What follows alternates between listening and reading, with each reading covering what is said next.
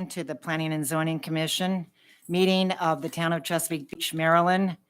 Today's meeting, December 7th, 2022. And tonight I'd like to first call to order the meeting and ask for the roll call. Madam Clerk, I see that all commissioners are in attendance. Number 2, approval of the December 7th, 2022 Planning and Zoning agenda. Any questions or changes on the minutes?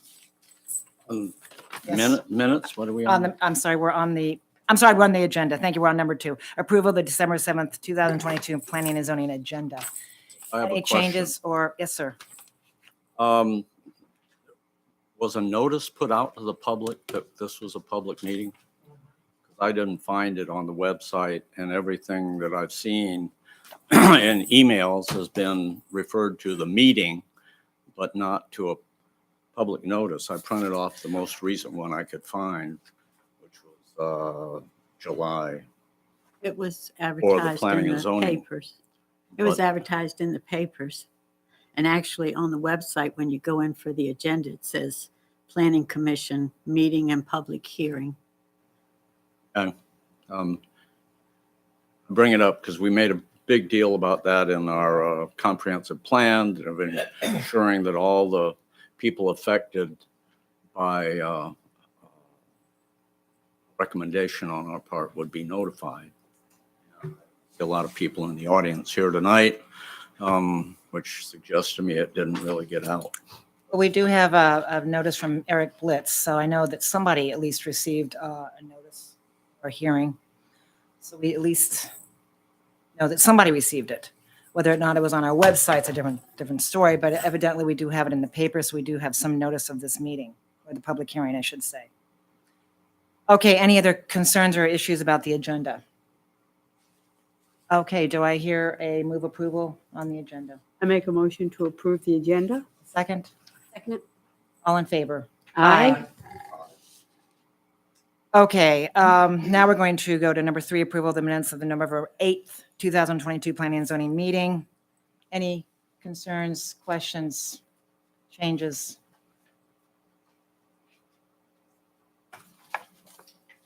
Do I have a motion to approve? I'll make a motion to approve. Do I hear a second? All in favor? Aye. Anybody? Okay, we are all in favor of approval.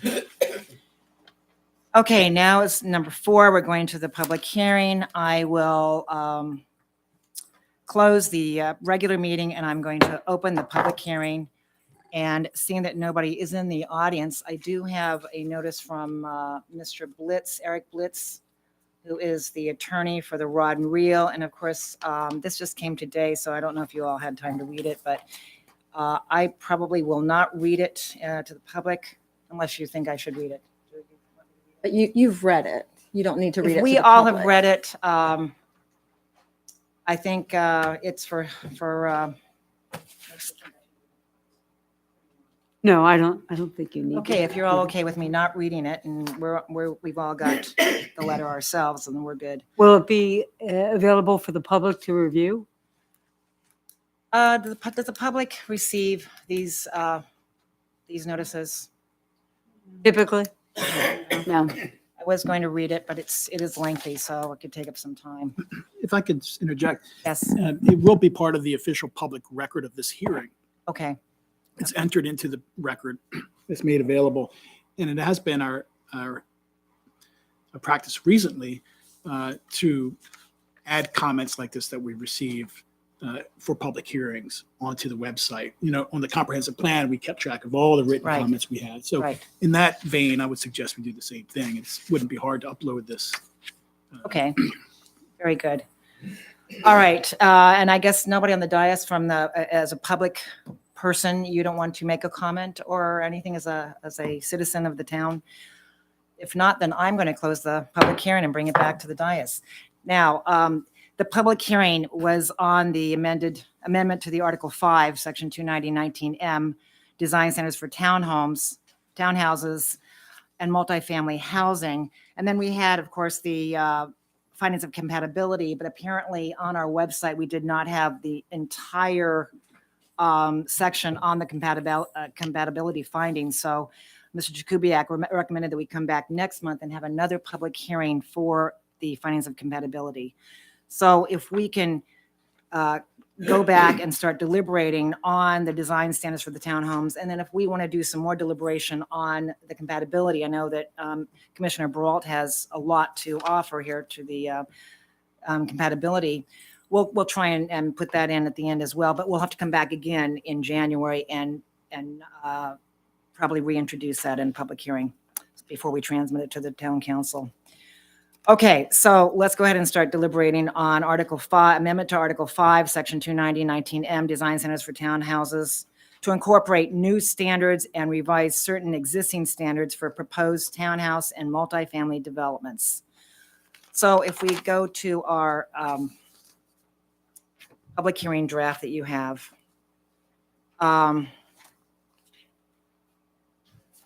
if you notice, we've got a lot of the items that we made motions on are already, actually, they're all in here. So Madam Clerk did a wonderful job at incorporating everything into the draft, or maybe Mr. Jakubiec did it. They both did a great job, or whoever did this. So what I'd like to do is start at the beginning, and of course, since Commissioner Brown was not here, it might allow him some time to go through this and introduce ideas that he may have that we didn't hear last time around. So let's start with M, as in Mary, design standards. And then M1 is setbacks between buildings. Does anybody have any thoughts, changes on 1A? Are we all good on 1A? Madam Chairman, if I can ask one Yes. question. Yes, please.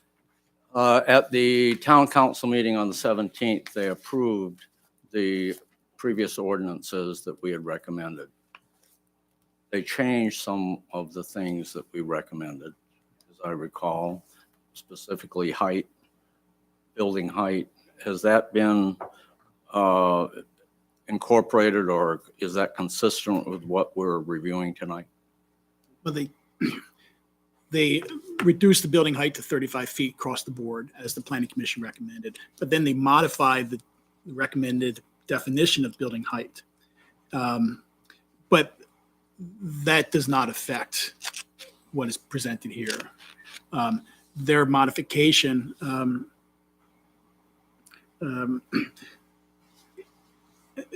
affects where you measure building height, clarifies it's at the entrance.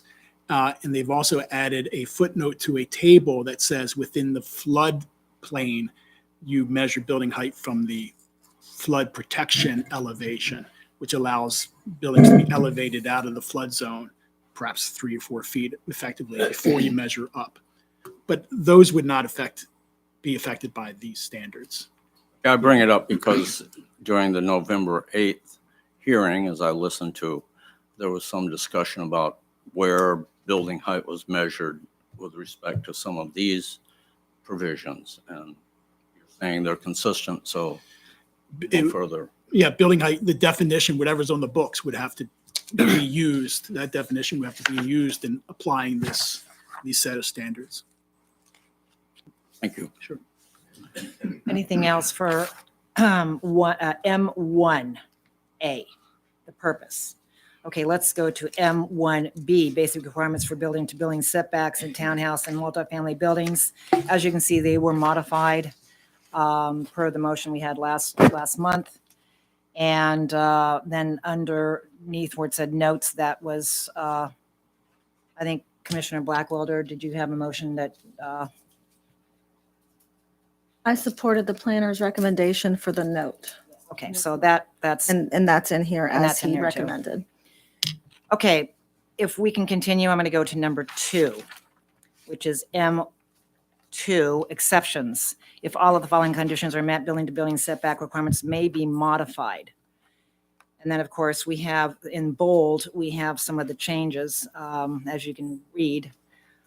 I know that one of the issues that was brought up through Mr. Blitz's comments was the 2A. The Planning Commission finds that the modification of building-to-building setbacks substantially improves the design and aesthetic quality of the project. And his concern was the question of how is it objective or subjective as to what the design and aesthetic quality of the project is. So I guess my question to Mr. Jakubiec is that too subjective of a statement to put in here to make it code worthy, you might say, or substantially capable of standing up in the court of law? What are your Sure, thoughts about sure. A? Yeah, it's good. So let's put it in the context of this statement, apart from the prefix that says, or the preamble that says the planning commission finds. Otherwise, it's already in the current zoning standards. That's not to suggest it's perfect, but we're working with the existing code. Yeah. But I believe Mr. Blitz has a point. For on two levels, maybe he didn't actually explain both levels, but a regulation that deals with zoning and land use and design can't have as its purpose aesthetics, bringing about a certain aesthetic.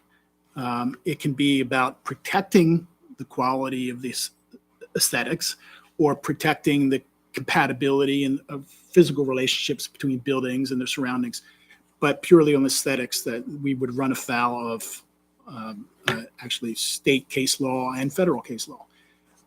So it's got that one point. The other point is there is something to be said that maybe this does leave a lot of subjectivity into the process. So if the planning commission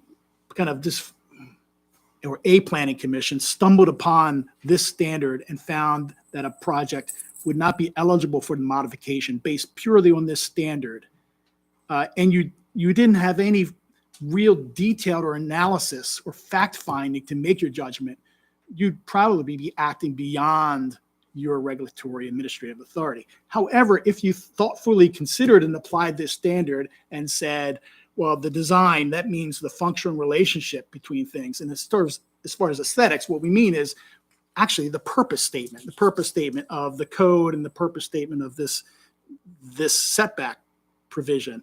And we listened to an architect and we evaluated both sides of the issue and we established those findings. I think you'd be well within your administrative capacity and you'd be fine.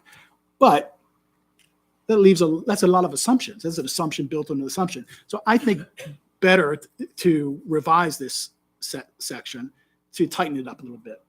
And that improves things because, the thing's already in the code now. This improves it. And so whatever the planning commission ultimately decides in terms of revising this, I'm happy to do it.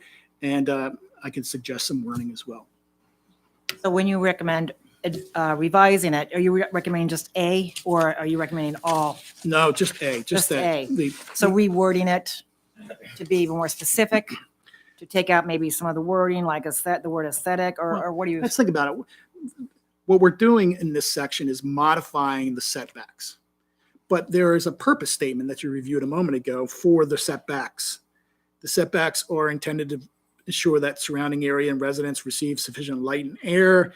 And then you say flexibility in order to enable designers to address problems of light and air, privacy, freedom from disturbances and traffic, other, So you might simply say the planning commission can modify, provided the commission finds that the modification furthers the purposes of these regulations set forth in M1A.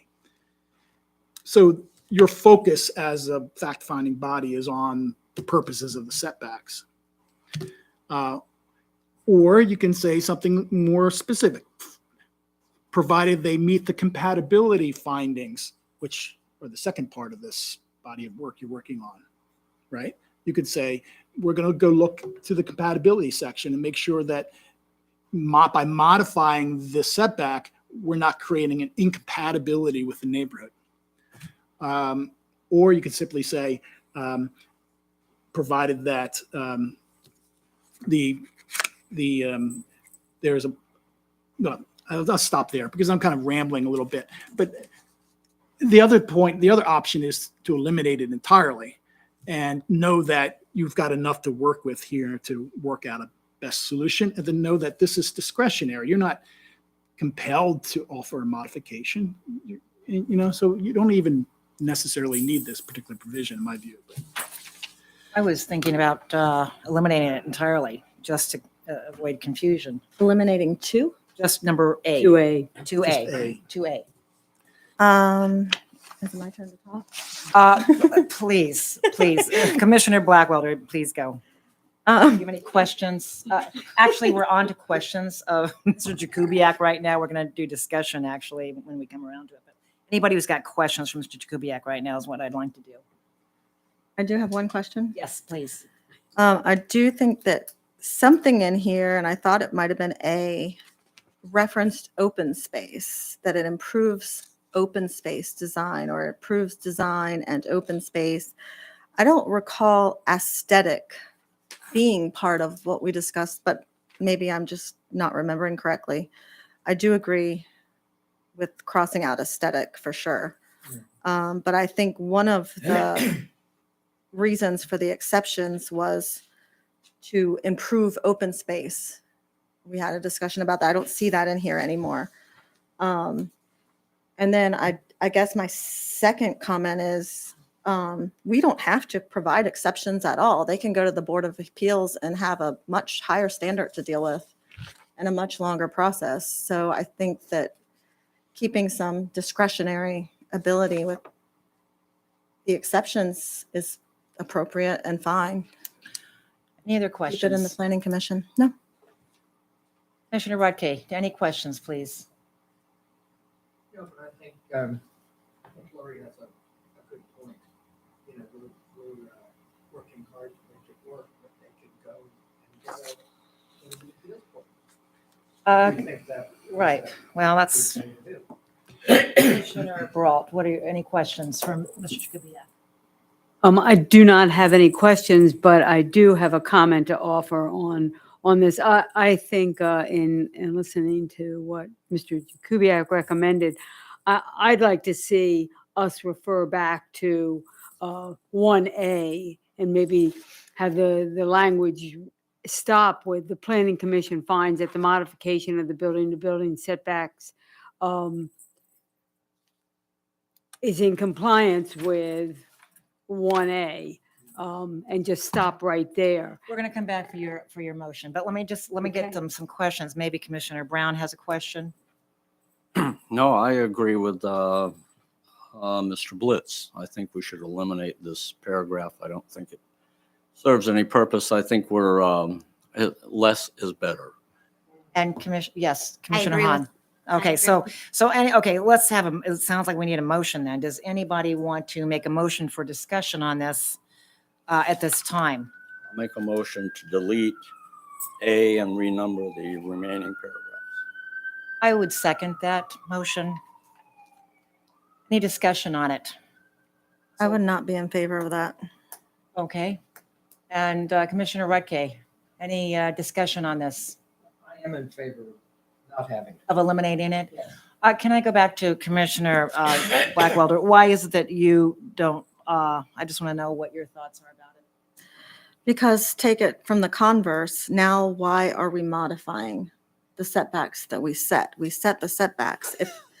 If we want to make it simpler, we can just eliminate number 2 altogether, everything in this paragraph. So A is a little bit of protection to say that if we modify the setbacks, it's going to be for a good reason that improves the design, but otherwise we're not. It allows us some discretion and allows us to have a finding as Mr. Jakubiec described. And it's a way to protect residents. Otherwise, they're going to come to us with the modification, and why would we grant it? What would be the basis for granting the modification? Thank you. Commissioner Brault, do you have any comments about? I agree with Commissioner Blackwelder. I think we've made the determination to include it. I think we've removed the language that seems arbitrary and capricious and more subjective. And I think it's I recommend keep it rather than eliminating this whole section. Okay, so the motion is to eliminate 2A. Commissioner Hahn, do you have any comments about this before we may take a vote? Right, so I want to clarify, when you take a vote or make a motion, is the motion to delete it all, or are we just Delete just 2A, just 2A? just 2A. The entire 2A, not just Just the part of sentence. the sentence, the entire sentence 2A. Any comments about that before we go for a vote? Okay, so the motion on the floor is to eliminate 2A. The planning commission. Do I get a comment? Sure, go ahead. And No, Yes, you may go ahead and make a you comment. started this. It seems to me that the remaining paragraphs in 2 outline essentially what's said in the purpose statement above. And so by eliminating 2A, we're keeping as potential modifications all of the things that are at least representative things that are listed in the purpose statement. So less is more is my proposal. So again, the motion is to eliminate, the planning commission finds that the modifications of building-to-building setbacks substantially improves the design and aesthetic quality of the project. May I amend?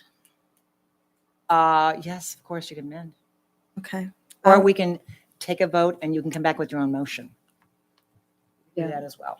Might make it simpler. Let's make it simple is better too. Simple is better. So all in favor of Commissioner Brown's motion, raise your hand, your right hand, please. All in favor? All opposed? 3 opposed. Okay, so the motion It's tied. tied, yes, but so that means it goes down. So now you're free to make a motion, Commissioner Black. Wait, tied? Tied, motion We- goes down. No Fails. quorum. I voted again. I voted not Not to eliminate it. not to Okay. eliminate it. So, yeah, that's why I have to have hands, because I have to see everybody's. So anyway, go ahead, Commissioner Blackwelder. Apologize in advance to Sharon. I'd Uh-oh. like to make a motion to amend section 2A. Place a period after the word design. Cross out the phrase and aesthetic quality of the project. And to include a sentence that reads,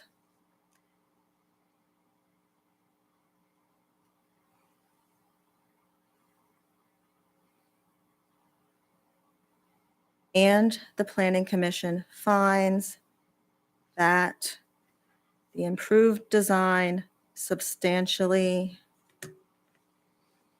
the improvement in the design is to open space. Can you say that again? Yeah, please. May I withdraw and reword it better? Okay, we'll withdraw that, yes. Okay. go ahead.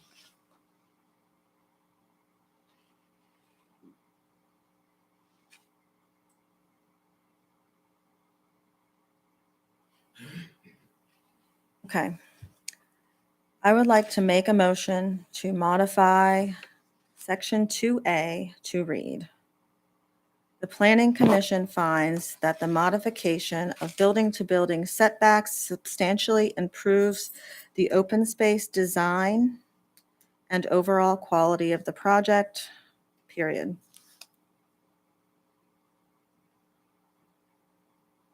Can we use quality, Chris?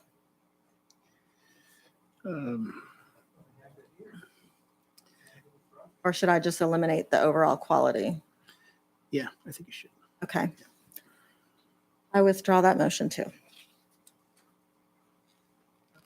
Okay, the Planning Commission finds that the modifications of I'd like to make a motion to modify section 2A to read, the Planning Commission finds that the modification of building-to-building setbacks substantially improves the open space design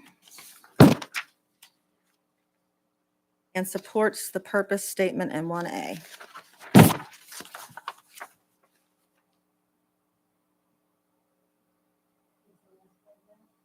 Improves the open space design. Mm-hmm. And Supports the purpose statement in 1A. why not? Oh,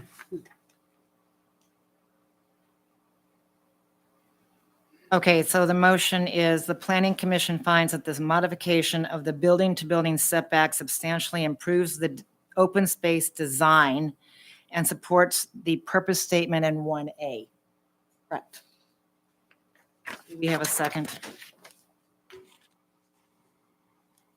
Yes, I'll second.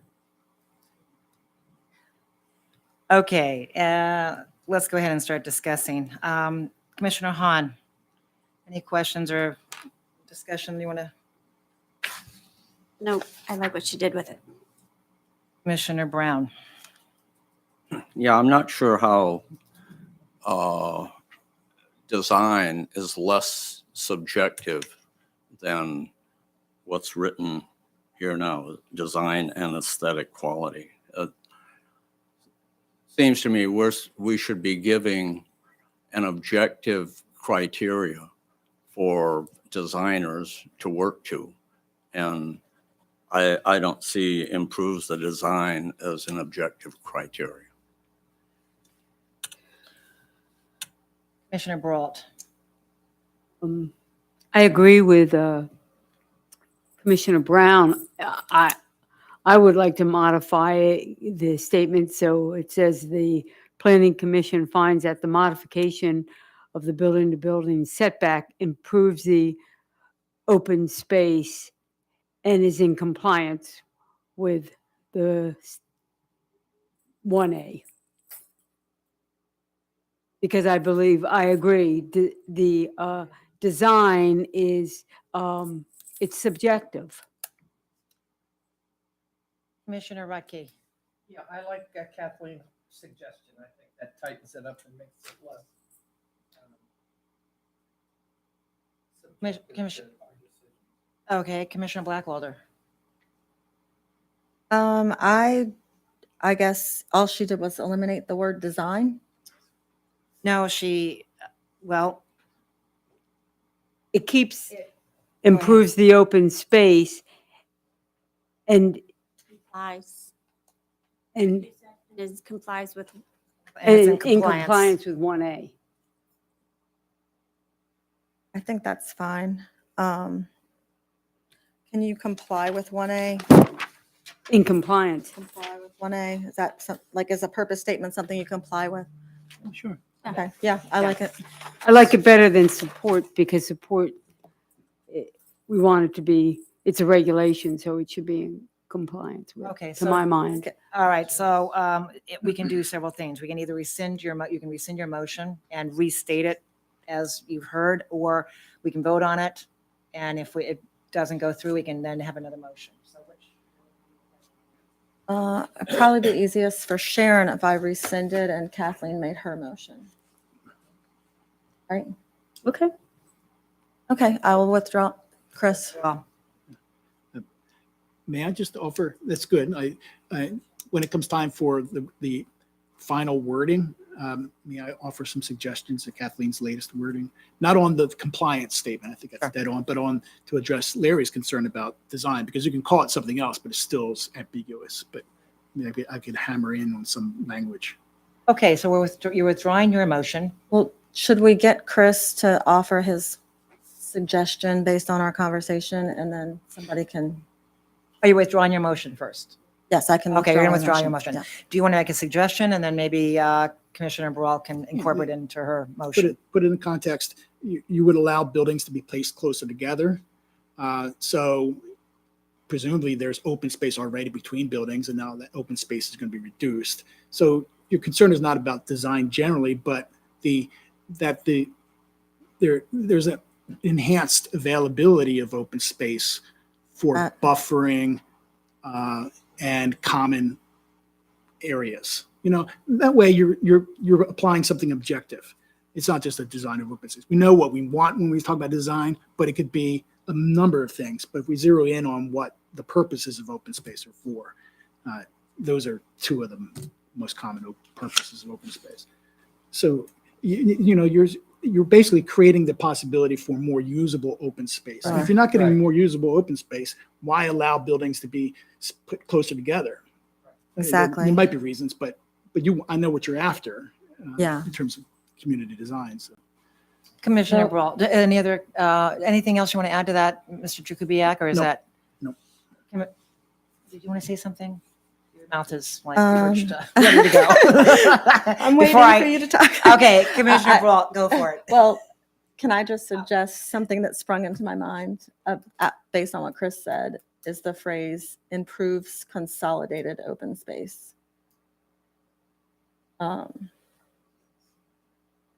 You also said enhances open space. Or I enhances. think enhances is probably a good Uh, term, but Go for it. You go tr- for you it. try. Commissioner Brault is gonna, she's gonna do her magic. So I make a motion that 2A would read, the planning commission finds that the modification of building-to-building setbacks enhances open space and is in compliance with 1A.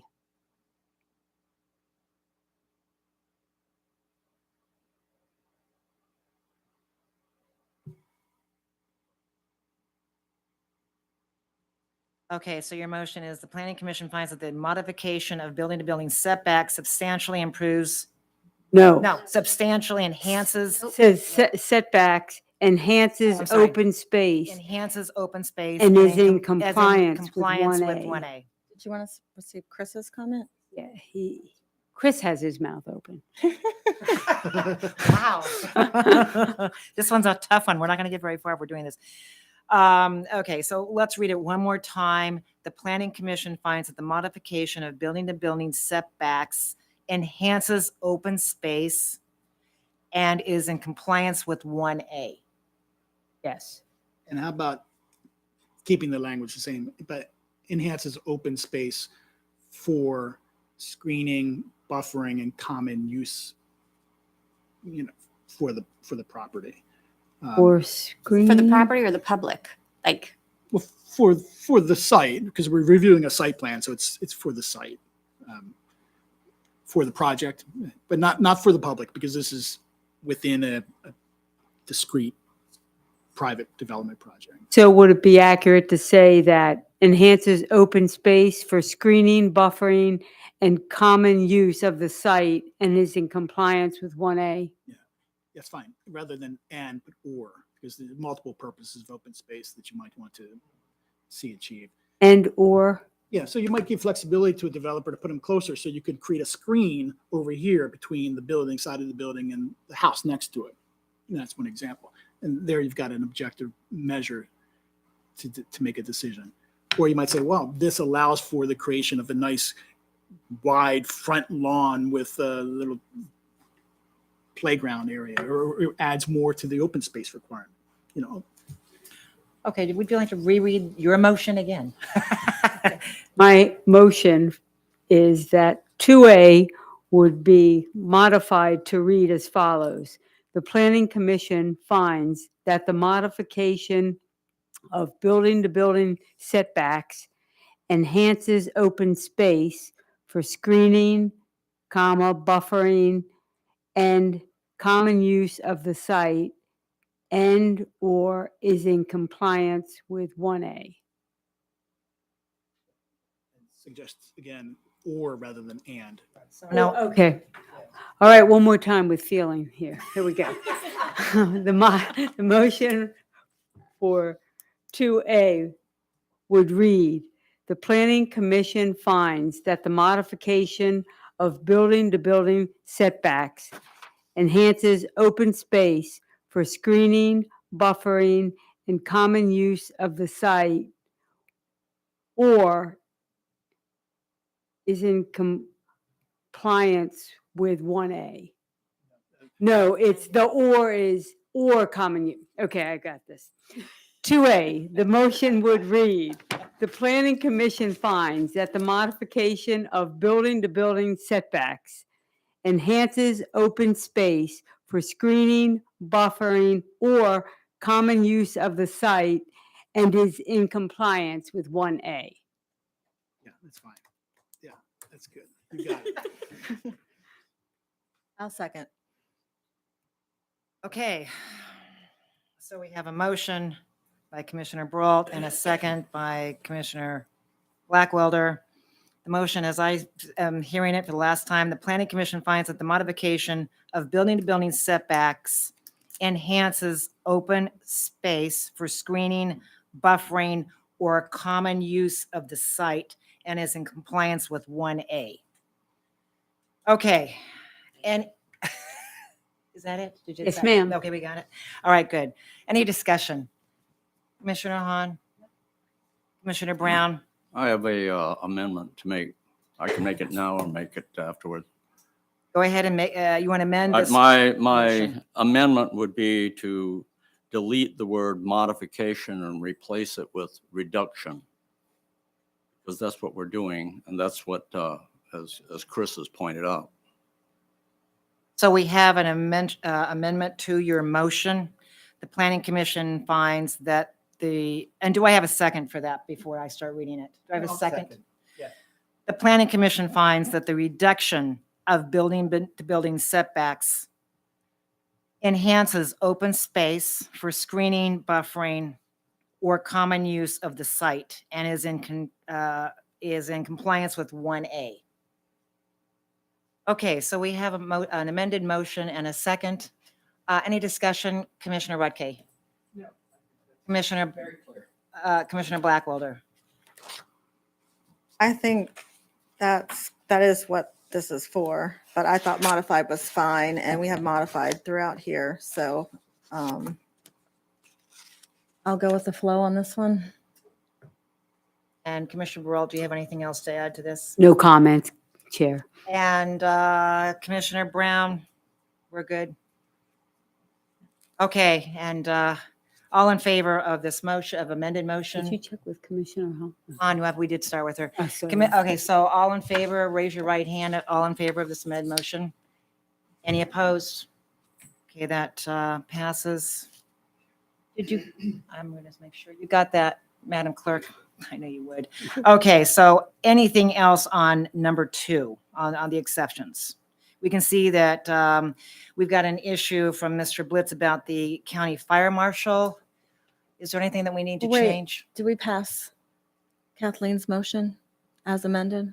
As amended, yes, that's, well, Okay, that's, all right. it's pretty much he amended the motion, so that's The whole including her, motion's that's passed including her motion. So according, basically, it's going to be the amended motion of Commissioner Brown's. okay. So anything else, B, C, D, I'm going all the way down to G because that was the other concern we had. Do you have any questions about that or? Yeah, this section again was deleted and we resurrected it, but I eliminated the words Department of Public Safety because we don't have a Department of Public Safety. Right. So I do know though that there is no Calvert County Fire Marshal per se. It is a state fire marshal now, and it is something that Mr. Britt's comments are accurate and reflect actual experience I'm familiar with here in the town. So I think it could be eliminated. If there were any real objectives, concern that having buildings placed too close together was creating some type of fire hazard or something like that, you could require that the architect that you're reviewing a plan, evaluate it, stamp it. You could send it to a third party. You could ask the town's public works staff to come in. You can seek the advice of the North Beach Volunteer Fire Company. In other words, you have the flexibility to seek the advice you need to make a decision or to table something until you get more information. There is not a functioning county fire marshal to serve this role as a practical matter. Would we know if there was an issue though? I guess that's my question. I know Yeah, I to ask prefer in it. some of these experts. I guess that's my concern.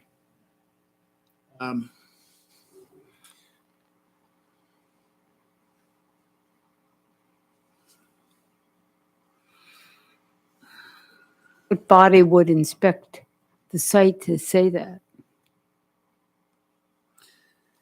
Well, it's a matter of the stage of review. If this were a multifamily building, it would go through an extensive state fire marshal review for life safety, without a doubt. But that would happen after your planning commission approved it, after you approved it. So a building permit wouldn't be issued until that was addressed. You could approve a site plan, but there may be issues that are encountered in the final building permit review.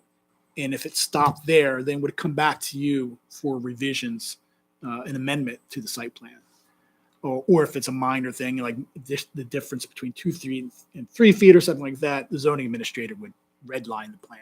But if it was substantive, it would come back to you for modification. So. Okay, well, I'm going to just bring this up for questions. Does anybody on the dais have any questions about 2G? Commissioner Hahn? Or comments? We'll go ahead and take. Do we remember why we changed it? Well, remember, this whole exception was eliminated. I recommended eliminating all the exceptions, and instead I made some modifications I did address this modification issue a different way. So then at the meeting, we put it back in, and I said, well, if we're going to do that, let's eliminate Department of Public Safety because we don't have it, and let's deal with a fire chief to do the review. So that's the genesis of this. Commissioner Brown? Yeah, I'd like to make a motion that we delete paragraph 2G in its entirety. And I'd also like to thank Mr. Blitz for pointing out in his letter several things that have been useful tonight. Okay, so do we have a second? Can we have another second of discussion? Just, Well, we're going to have a second Sure. on the motion first. okay. Thank you. Commissioner Recke seconded. Okay, let's start with Commissioner Blackwelder. Go ahead. So just to follow up on the round of questions that we were having for Mr. Jakubiec and the process of when a fire safety evaluation would take place, it seems like if you are reducing setbacks that you would want that earlier. I would change the whole project if the setbacks caused a fire hazard. So I guess my question is, how could we word it to compel the developer to provide some sort of assurance that fire safety practices are at least being thought of? So remember, all site plans for developments have to be stamped by a certified engineer, professional engineer, and if it's a building, by an architect as well. So you have people placing their licenses to make a living on the line and presenting plans to you. So that's how we handle this, because no lay body of persons are going to be able to judge whether all these issues at this stage of the game. So it's addressed. But if you wanted more kind of clarification, you might simply say that the developer's engineer and or architect specifically certifies that the distance meets building codes. In other words, so you're advancing the building code discussion up forward, and that's a reasonable thing to ask. It doesn't require a building inspection. It just requires the architect who's submitting the plans to say, yes, 2 ends of townhouses can be located 15 feet apart or 10 feet apart, provided that the fire walls are rated to certain standards. And that's how they'll answer, something to that effect. I think that's a good recommendation to have that included, because we already had a fire that killed somebody. Why don't we make a motion after we decide what we're going to do? Commissioner Brault. But to be clear, there was a fire, but that building. I know it met- wasn't because of the building code, Yeah, right? and that I'm building just code at the saying. time was constructed. Yeah, I right. Thank you for walking that back for me. We're on a motion, Commissioner Brown's motion to eliminate 2G. I don't believe it should be eliminated. I think it should be modified because whether the site plans are approved by the engineer and the architect, I think there should be something that references that, because then it gives me the assurance that if there is an issue, fire, that a building inspector has already looked at the site, either the building or the site itself, and has given the sign off on it. Commissioner Rutke, did you get to discuss this one yet? No. But based on what Chris says, Kathleen, the whole thing is going to go, once a site plan's approved, it's going to be looked at specifically for those issues. So Lori's idea of sort of moving things to the front, in other words, putting the project, giving them notice that they need to consider that, I think is fine. I don't think it needs to be eliminated. But I certainly think that Chris's wording was good. Okay, we've still got this motion on the floor. And Commissioner Hahn, Mr. Jubiak, I had a question. Does anybody that you know of send it through the fire marshal? Or do they all rely on the licensing and professional designs for architects and engineers? Yeah, some jurisdictions do.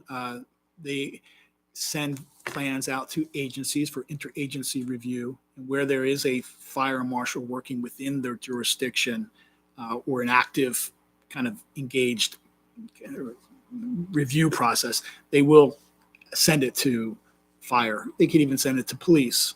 Whatever's an issue, they can send it and ask for review. So they might say, we're a little concerned about this. Can a fire truck really get around this turning radius to get to the back building? And so they'll actually pose that question to the fire company. You're perfectly entitled to do that at all times. I don't know that we've ever had to do it here, but some jurisdictions make that part of their checklist. So we've never done it here before. I don't recall. I've not. Do you know if we've done it anywhere in Cabot County? I don't know. I don't Okay. know. Thank you. I don't know. Brown, did you have anything to add before we vote on your motion? Yeah, it just seems to me the site plan is, as Mr. Blitz points out, is done a long time before the architect drawings and the building plans, etc. And so it just seems to me to be an unnecessary addition, particularly since Mr. Kubiak points out that the architect and the engineer are both going to look at the plans before they get to the planning commission, the site plan. But again, it's very much before the building plans have been drawn up. And so we're adding an unnecessary step, I think, to the process and increasing the costs and making it less desirable for a developer to engage in a project as we pile on more and more requirements. Okay, so we have a motion to eliminate 2G. The Calvert County Fire Marshal has reviewed the plan showing the proposed building to building setbacks and has no adverse comments. All in favor of eliminating this particular sentence, raise your right hand. Aye. 3. Opposed? 3. Okay. That motion fails. Do we have another motion to replace it? Kind of right here. In thought. Feel free to help me and I'll withdraw and fix it. I'd like to make a motion to modify section 2G to read a certified engineer and a certified or architect license. Yeah, thank you. Okay, withdraw that. I'd like to make a motion to section 2G to modify the statement to read. The Planning Commission finds that a licensed engineer and a licensed architect certifies that the building to building setbacks have no adverse effect on Life safety codes. fire, safety, or building code. And comply with building code. Now, is that our building code has to be at least as strict as Maryland State Building Code? Is that correct, Chris? Yeah, it's not exactly that same way, but yeah, we do have a building code that is administered by the county, and the state doesn't have its own building code. Huh. But all jurisdictions adopt a building code. So it's not a state building code. So have we adopted the county building code? We've adopted the same code that the county's adopted. And as that code is amended from time to time, it is automatically amended in the town too. Okay, so do I need to reference the county building code in this motion? No. Is what I said, okay? Not necessarily. Okay. Tell me what to say. I think we could be more precise. Okay. Do you want to, If do you want to wanted- rescind the motion and ask? Yes, I would like to do that. Okay, let's rescind that motion, Madam Clerk.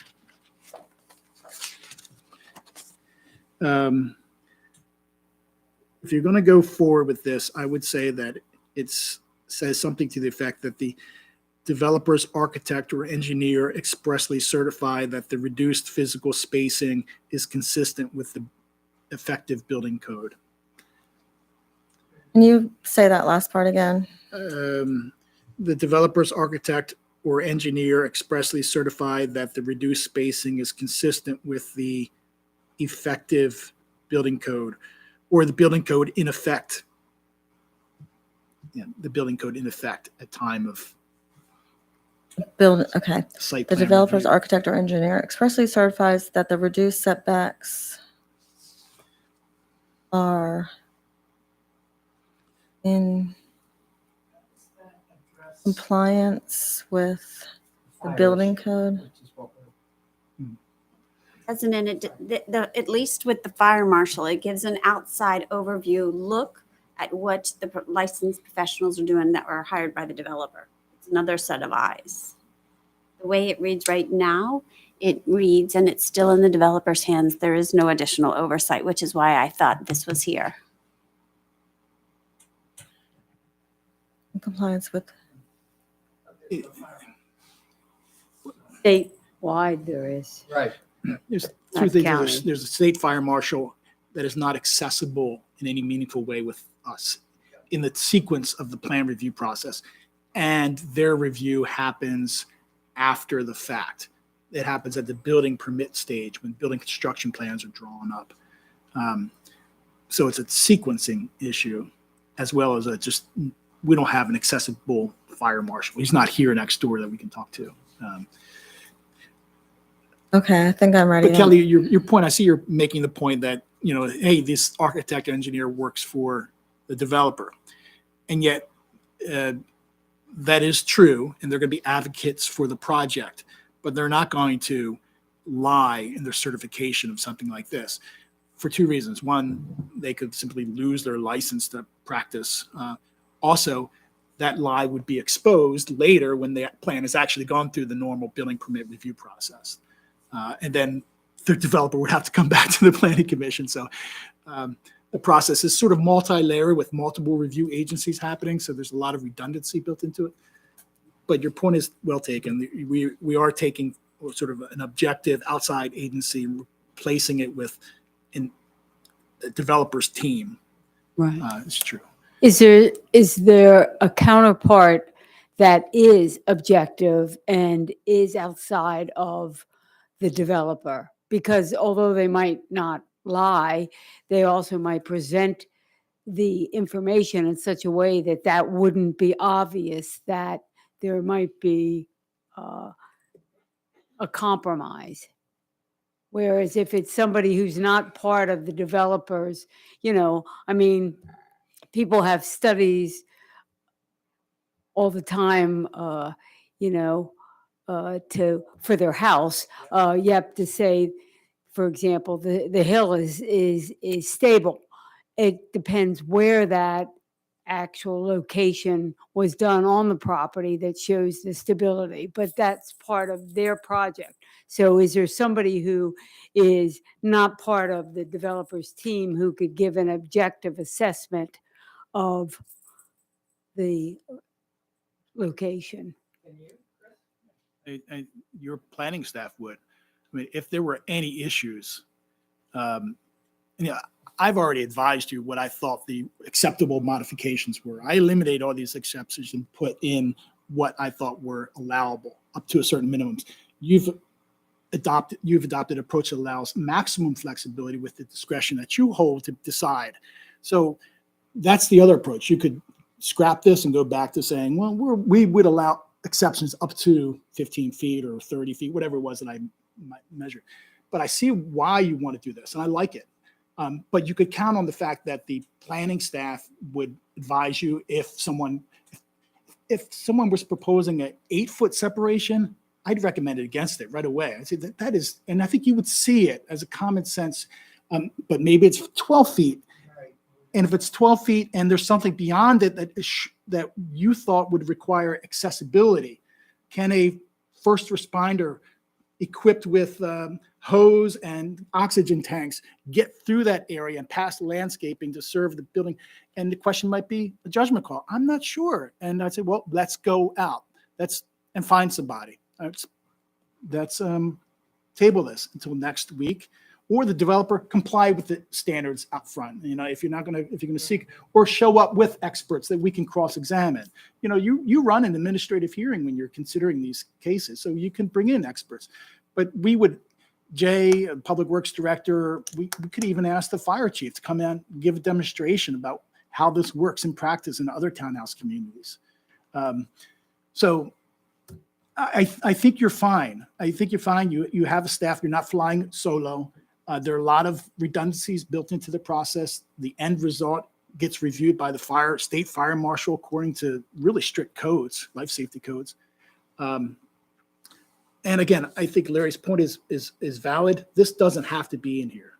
I'd be okay if this reference wasn't here. But if you want to have a reference, then I think it's simply you're calling it out. You're saying, reminding the developer, if you're going to take advantage of the flexibility that we're offering, we want assurances that you've thought about the building code issues here. We want them now because we don't want to have to come back and revisit this 6 months after you get kicked out of the fire marshal's office, right? So, okay. Kathleen, I think it's fine. And the basic wording that builds on Lori's comments, I think is adequate and is useful. I have another question. Chris, you raised a good point. I'm just going to use Ridgefield Station. They go around all the time at Christmas time with the fire trucks. They can't go down every street because of the way it's designed.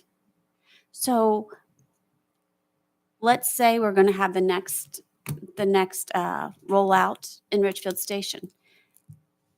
At what point, or is there any point that site plan goes to the fire marshal at the beach for him to review and say, is this doable and can you get the fire truck in there safety? So if that were an issue, we could ask the fire chief to come here and testify on that. But he's not a fire marshal. And Right. He has no regulatory authority or training, but as a practical experience, you can ask them. And I've seen jurisdictions do that. They ask for the volunteer fire company to come and testify about whether their vehicles can be served by the streets as designed. And I've heard them say, well, it needs to be a little wider because if we had to get to the top floor, we need to lower those, things that keep the building, the stabilizers, That's right. and one's going to be on the curb and one's going to be in the street. So certain spacing, I've seen that kind of give and take go on. So yeah, if in the next iteration of Ridgefield Station on the last project, if that issue is relevant, you could bring in the fire chief to explore that. Or say, do you have the apparatus necessary? Maybe your biggest trucks for the parades can't fit here, but do the standard ones. Or can you at least get to the fire hydrants? You'll have those. You'll always have that chance. Okay, I oversee all. need to go back to the motion because I'm confused. I didn't get the last part of the motion, actually. Can you I can restate remake it? the Oh, motion. thank yeah. you. Okay, so I would like to make first, I'll rescind all of my motions. Does anybody else have a motion out on 2G? No, you're Only you're motions. you're the only motion right now, Okay. so Gee, let's. no. Okay. Yes, no, your motion already passed. Let's see if you can save my motion. All right. I would like to make a motion to amend section 2G to read: the developer's licensed architect and engineer expressly certify that the reduced setbacks are in compliance with the building code in effect as it relates to fire safety.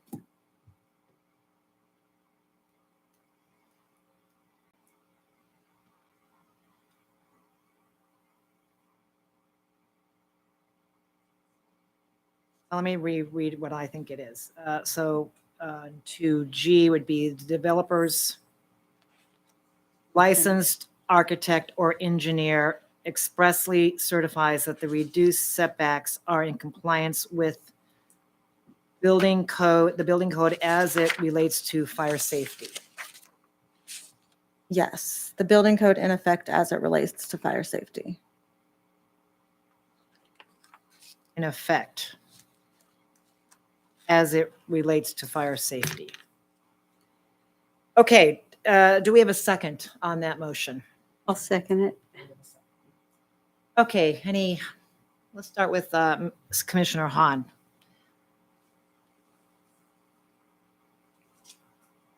So the motion that you just put forth, isn't that already a requirement with their licensing when they design the buildings? They're not required to specifically call it out, as I understood what Chris was saying, and make the case to us with a certification of why. And so that's why we're calling it out here, so that we remind ourselves to address the issue. Okay, thank you. Commissioner Brown. Yeah, I believe it says they have to certify it's in compliance with the current building code with respect to fire safety. As it What does the relate- current building code with respect to fire safety say that these engineers and architects would then refer to ensure that it was in compliance with? I don't know. Does it say anything? That's my bottom Oh. line. It, With respect, that would Yeah. affect a site plan. yeah, it may, I just don't know. I don't know what the standards are in the building code. I mean, I'm not opposed to the idea, but Right.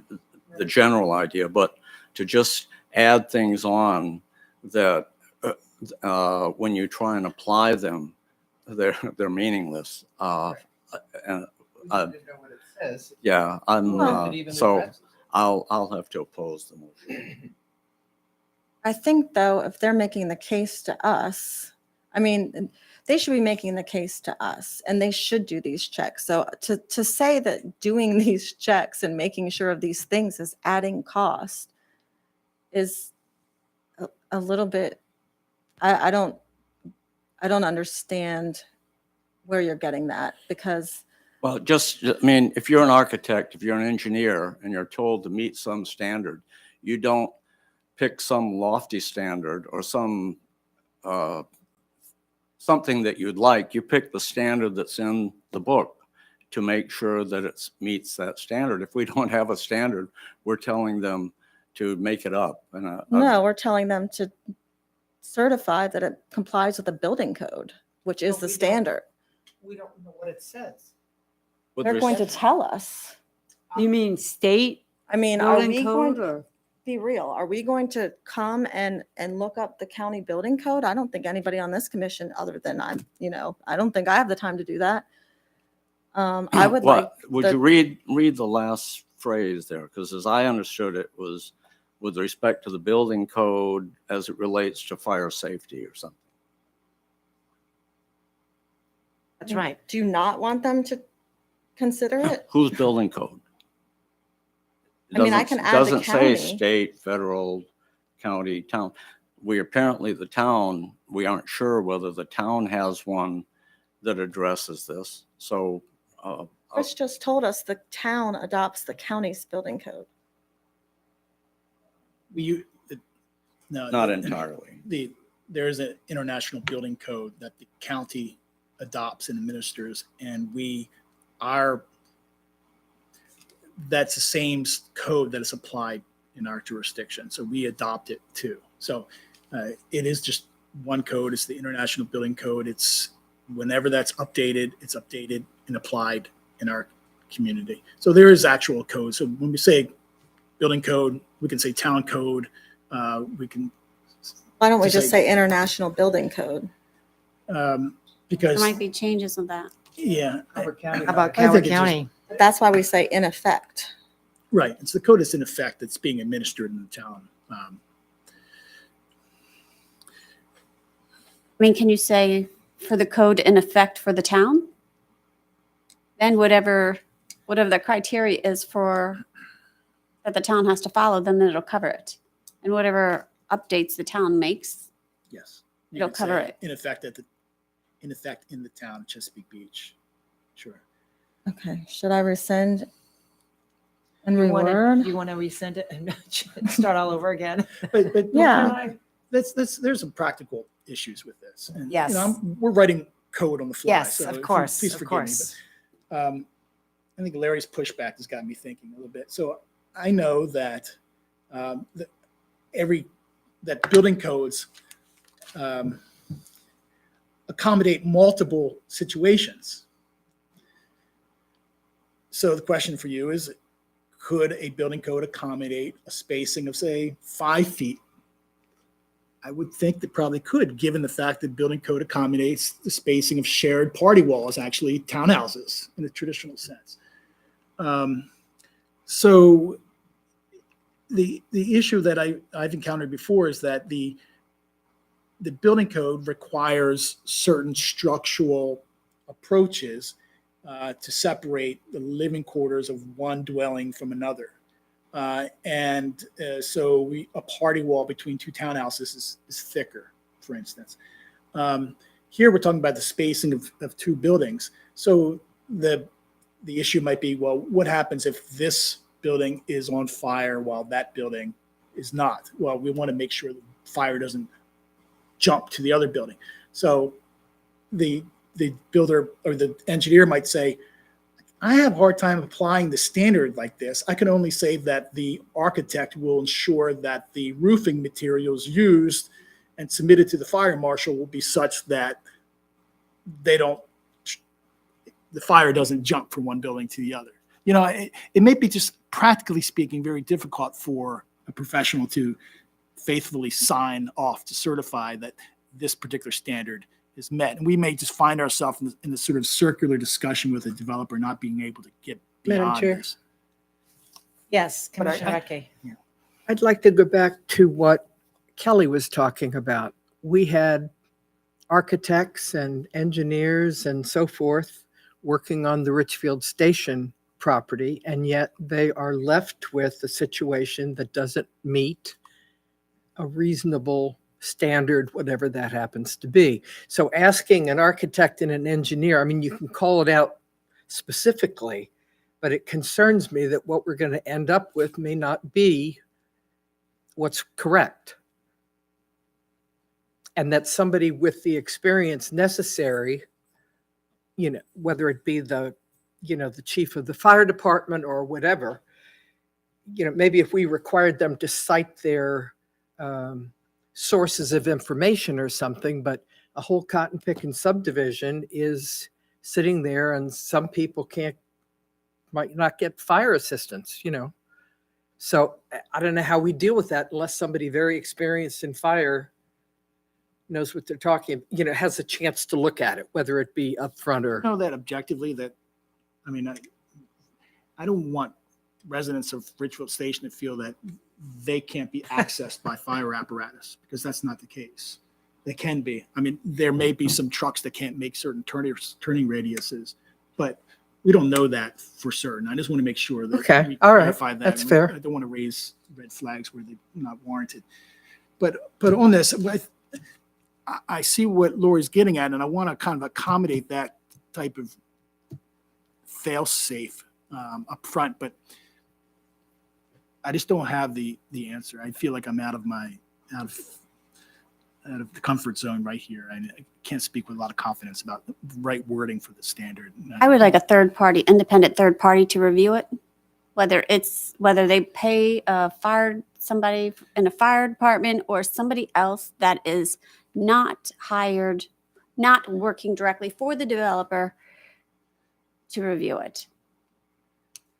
And if it takes months to go through the state fire marshal, which would delay them and possibly cause a burden, is there another independent third party that could be hired to review for the safety?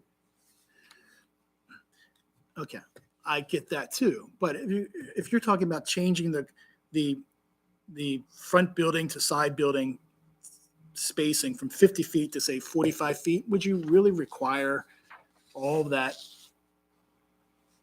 It's just not really warranted. These are sort of community design standards, and that would be a real burden to the process. You know, I could see if in the judgment of the planning commission, I like that something addition. raised a concern of such magnitude, and you always have that authority. You know, you do. So if someone were placing 3-story buildings right next to each other without enough spacing and raised light and air issues that you were willing to give the developer flexibility, but you weren't just quite sure, you wanted to get outside opinion, you could do that. Time out. We're not going to approve this yet until we hear from X, Y, and Z. You could do that. But to put it in the code now, you're writing law, basically. You're writing legislation. It would apply to any type of modification. And some of these modifications would be so slight as to not even warrant any type of review. You would, 4 feet, 5 feet, even 10 or 15 feet. In some cases, you wouldn't bat an eye. You could look at subdivisions and realize many of them are built to lesser standards than this without any type of additional review. So I'm here to say that this paragraph could be removed, and you're in good place to review plans and make adequate judgments, knowing that you have the authority at any time to reach out and bring in expert opinion if you feel that something presents, if you feel like you don't have the right information to make a decision. Has this commission ever done that? I don't know that the planning commission ever has, but jurisdictions have. I've been in planning commissions where they've gotten third-party architectural. In fact, you've provided possibilities for that in these compatibility standards. But what if, so we're all here and we're present and we say, okay, remove that. But then there's different members of the commission later who don't have this history. And so, how do they know? I mean, you're relying on the fact that this will come to us. And I think, I've seen just so many times, examples right around me up in the campgrounds where there was no standard. And for example, the recent, they are now, the two buildings are less, they can't even fit a lawnmower between them. Now, if that isn't a fire hazard, I don't know what is, because as soon as one of those buildings catches fire, it's melting, depending on the size of the fire, it's melting the building or burning the building next to it. And that's the width of a lawnmower, 3 feet.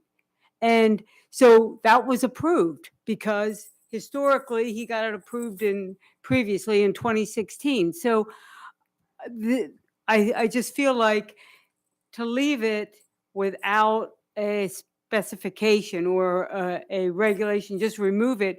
I'm not sure that I have confidence that it will just be brought here before the commission. And I have none. in that too. I'd like to try again based on Kelly's comments. Do you want to rescind that last motion then? Is that what you're doing? Yes. Just say that. Okay, I will rescind the last motion. I'd like to make a motion.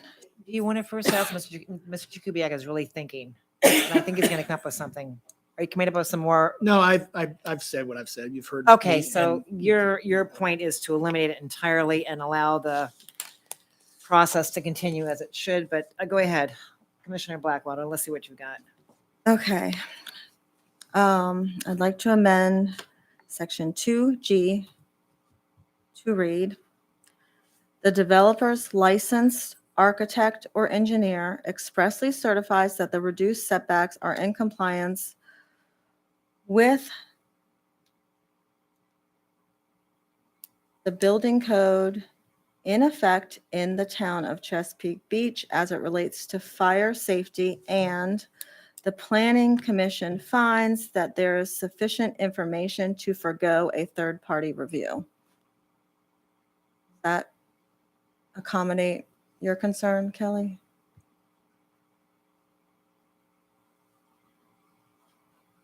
Okay, do we have a second on that motion? I'll second it. Okay, so we're going to discuss. Commissioner Hahn, what do you think about that?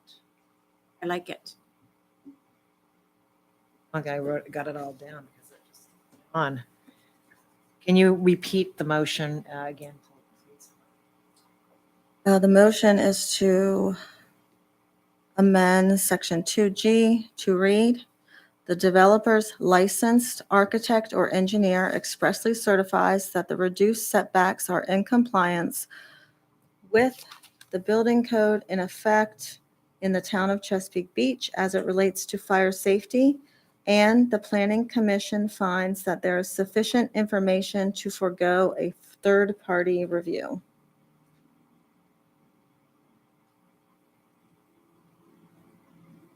After fire safety, can you read in regards to fire safety and the plan and zoning? As it relates to fire safety, and the planning commission finds that there is sufficient information to forgo a third-party review.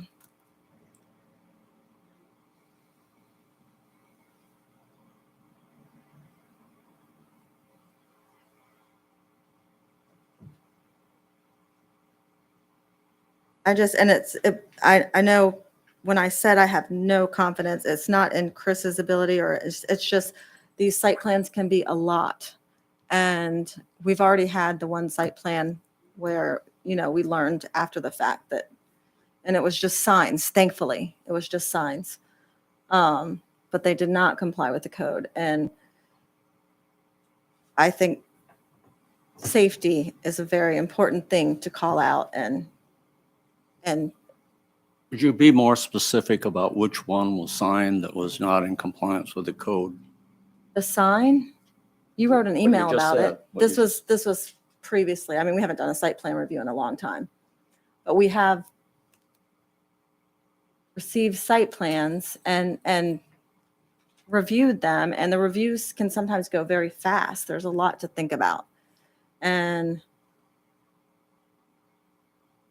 I appreciate No, Chris my acknowledging specific that we question would was, like to. You said there was one that was, No, the sign wasn't built because it wasn't approved, but the site plan which one is what I'm asking? Which was the specific? rod and rail parking garage. And it was the site plan review in December, but we don't, my point is, the couple site plan reviews that we've Wasn't a site done. plan review. What's that? That was not a site plan review. It was We did in a December. revision, right, It was a revision. right, but they revised it in a way. I can bring up your email if we want to take the time to do it. Let's not do that right now. Okay. Let's continue. So this, I think I was down here. Let's discuss it now. We've had a second on the motion. we know what the motion is. I'm going to read it one more time just so I can make sure I have it down. The developer's licensed architect or engineers expressly certifies that the reduced setbacks are in compliance with the building code in effect. Or is it, was it the You're right. the Building city code. building and- code or just the No, town? The building- building code in effect in the town of Chesapeake Beach as it relates to fire safety, and the Planning and Zoning Commission finds that there is that there is sufficient information to forego a third-party review. Yes, you read that exactly correct. Okay, so Commissioner Hahn, you're okay. Commissioner Brown, Yeah, it seems to me the basis for this is that the setbacks that we've included in this document have been reviewed and meet building code safety requirements. Is that correct? You've reviewed them and they've met the building code requirements that you couldn't cite a few minutes ago? No, the setbacks meet customarily standards. in I terms guess of that's my setbacks between point. Residential buildings. You get a site plan and then you turn it over to the architect, and the architect builds buildings that are safe enough for that site plan. Yes. So you can have townhouses with a common wall in a row of however many. And that's the architect builds it to be safe because he has that requirement. He doesn't, we're asking them to certify that it's safe before they've done the design of the buildings. So anyway, back to my point, I think less is more. I don't see where this really adds anything necessary. So I will vote no. Commissioner Recchi. One more question to what Larry is saying. So if we don't do it here, and it gets approved, then the architect, et cetera, the developer presents a site plan to us. You think then it's appropriate? It's appropriate when he submits the building for the building permit. Right, but I That's- would want him to budget this in. I mean, he has to do this anyway, so I don't see how you're saying it costs him more. If Never he's said thinking that. about I never this- said it cost him more. I said that it's premature. But why? It is because a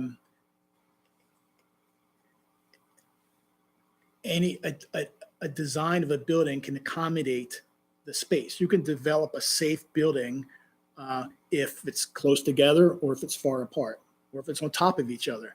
You can design it to safely comply with building Right, design standards. So you're asking someone to apply a standard in a sort of an abstract way. Well, it would be contingent on all these things. They might surprise you to say, yeah, we can space these buildings 6 inches apart. And I'm certifying that I will, as an architect, make sure that the building is certifiably safe.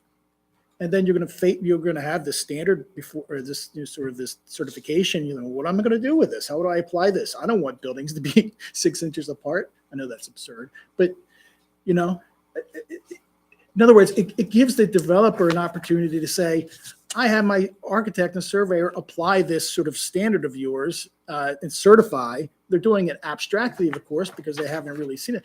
But I've satisfied your point. So I want a building spacing that's 5 feet apart. Modify it, reduce it to 5 feet. And you'll say, well, I guess we got what we needed from the architect and engineer. But, and as a practical matter, they're going to give you some kind of verbiage that is going to be kind of unsatisfactory because they haven't actually done the design. It's going to be more like perspective. We will design this. This spacing is within our thresholds to design for safety. We're Well- okay with residential buildings sitting cheek by jowl because we will, in our final design, we'll make sure the walls are big enough or then there are no windows facing or whatever the case may be. Well, what I picture this doing is making the architect commit to certain materials as we discussed and certain widths and upfront before he goes down the road of, budgeting this project and deciding he wants these different materials and this different width. And But in practice, when the development team is reviewing it, and as an aside, we're talking about not just a little mom and pop, duplex here. We're talking about developments, townhouse developments. I mean, that's what we're talking about, spacing between buildings. A development team is going to judge whether the distance between two buildings is satisfactory. The architects would say, no way I want to put my building that close because it's going to cost you another $1 million to shore up this wall to protect, and you're going to have to move the exit ramps to the other side, and that's going to, all of that goes into play when they're dealing with the basic site layout. I understand that theoretically that happens, but No, it does happen in practice. it's right. the way it happens. So at what point in site plan review are we going to compare the building code to the setbacks? And whether or not they're in compliant with all of the materials and all of the, I mean, we have no design standards for buildings in our, in our express code. We have, I've seen so many site plan reviews that this town does, and they go so much quicker than in most places. Well, the setbacks would be evaluated as part of the preliminary site plan process. When the first plan is submitted, the preliminary plan, you'll make a determination whether the setbacks comply with the standard. And if they're that are right here in section 1, and if they're seeking to modify them, then you'll have a chance to evaluate whether they pass the test to allow for modification or not. Right, and I want them to provide us that case up front during site plan review. And I think that's what Kathleen said, and I think that at various times, everybody has complied with that, but for some reason, we're saying it's too much to ask the developer to address fire safety at original site plan review when he's asking for setback reductions, and I just don't think that that is too much to ask. I think everybody agrees that you wouldn't want a site plan that was unsafe. And I first suggested this sort of tying the certification to the building permits, but building code, but in practice, I don't think it is effective, and I don't think it's useful. And I think it's something that it would be easy for an architect or developer to supply a statement and to you that says, yes, this meets the building code. Okay. Because they're going to say, I can build any building. Look at New York City, how close the buildings are to each other. They meet building codes. And that's the response you're going to get. And you're going to, well, what am I going to do with this? So Right. it's not going to aid the process. Well, right now, Larry's motion failed to remove it. And so now we still have the Calvert County Fire Marshal has reviewed. So we're back to Kelly's question. What is the third party?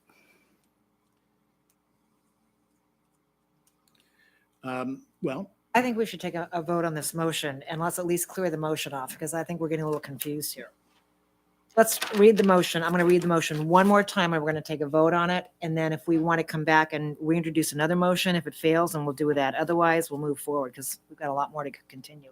All right, the motion on the floor is the developer's licensed architect or engineers expressly certifies that the reduced setbacks are in compliance with the building code in effect in the town of Chesapeake Beach as it relates to fire safety, and the Planning and Zoning Commission finds that there is sufficient information to forego a third-party review.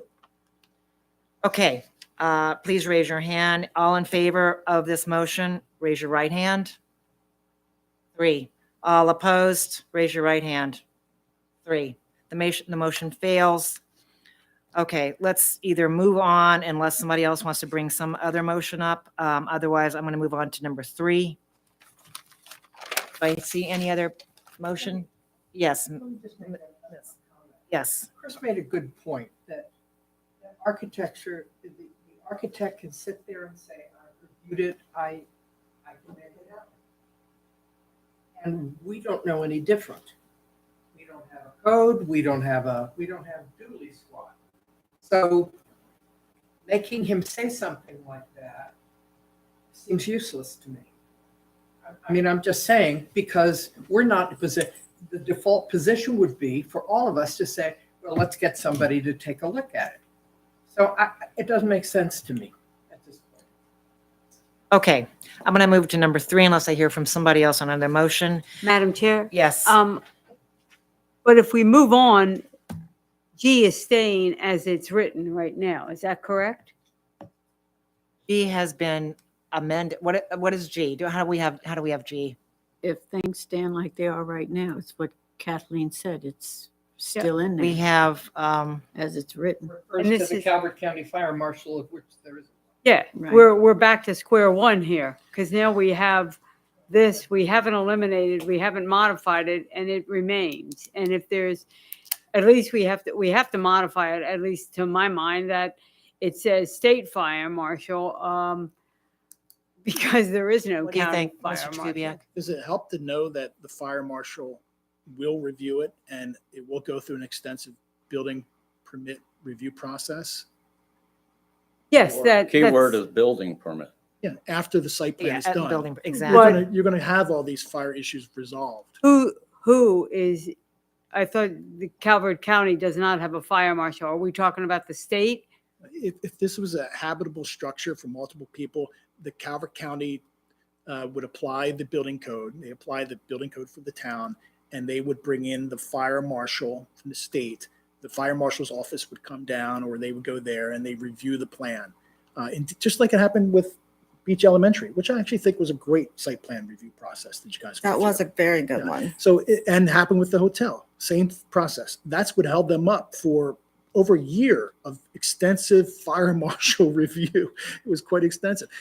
That's going to happen. So everyone should know that you're not going to make a mistake and create a safety issue if you approve a modification, okay? Because if you did, it would be caught by the professionals intended to do that. You're a citizen body looking to make sure that buildings and developments are compatible generally with the scale and the quality of development in the town and all the good and welfare issues.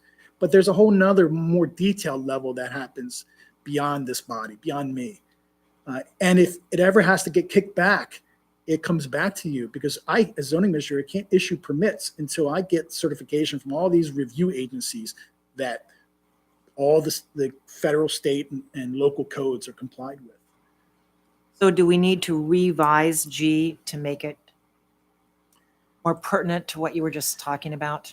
No, I just would ask that Eliminate it. you acknowledge that there is a process involved here. There is a fire marshal review.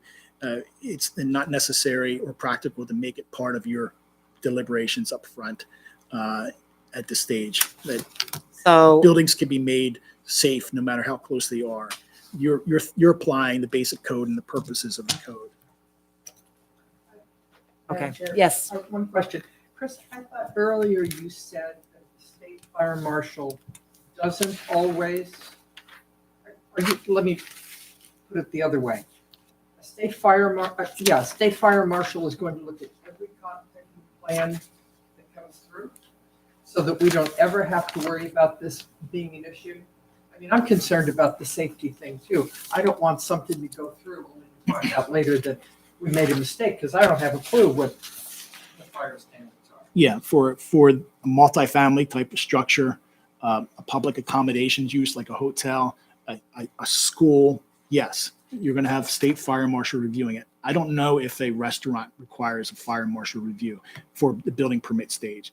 I do know that the county has to apply the building code, and I don't know. I could find out if for a restaurant or an office building, if the state fire Townhouse marshal's involved. clusters. Yeah, townhouses. You said multifamily. Yeah. You mean Yeah, townhouses? exactly. Okay. all So right. the question is, actually for townhouses, I'm not quite sure. It may, I just don't know. But certainly for a multifamily type of structure, when the county reviews plans, it applies life safety codes. So it's going to make sure that there's proper access and accessibility, and that there's, County review our plans? yes. Yeah. Oh, when you say our plans, you mean plans that are submitted to the town? Yeah, I thought we were independent of the county. They don't review the site plans except for issues that border on life safety issues. They're not going to review the site plans in the same way that you review them. They have to administer some other codes. So they will look at accessibility in terms of turning radius for a fire truck, for instance, to get to the side of a hotel, or that the floodplain, flood elevation is properly aligned. I'm more with your argument that you made for a licensed engineer or architect putting their license on the line with this, and the radiuses and the accessibility. You're making both cases, which I love your master class because I get all this, I get all this information for free. And I don't even have to go to Wow. school. But I'm sorry, I don't want to belabor this, but no, the architects and engineers do stamp the site plans. Like you look at all the site plans that have actually been reviewed, you'll see their certification. I've given both arguments. I forget what we did with this motion. I'm Well, on still G, we pro need keeping it to in. either reconsider the motion, because it sounds like we need to eliminate that. Is that what you're trying to get to? Because Yeah, I think it's. now as we look at this, I if think this it's is code, we need to in eliminate it. practical terms, it just doesn't work. And the instincts are right, but the same review happens after the project is reviewed. So I would strike it. So let's make a motion to reconsider 2G.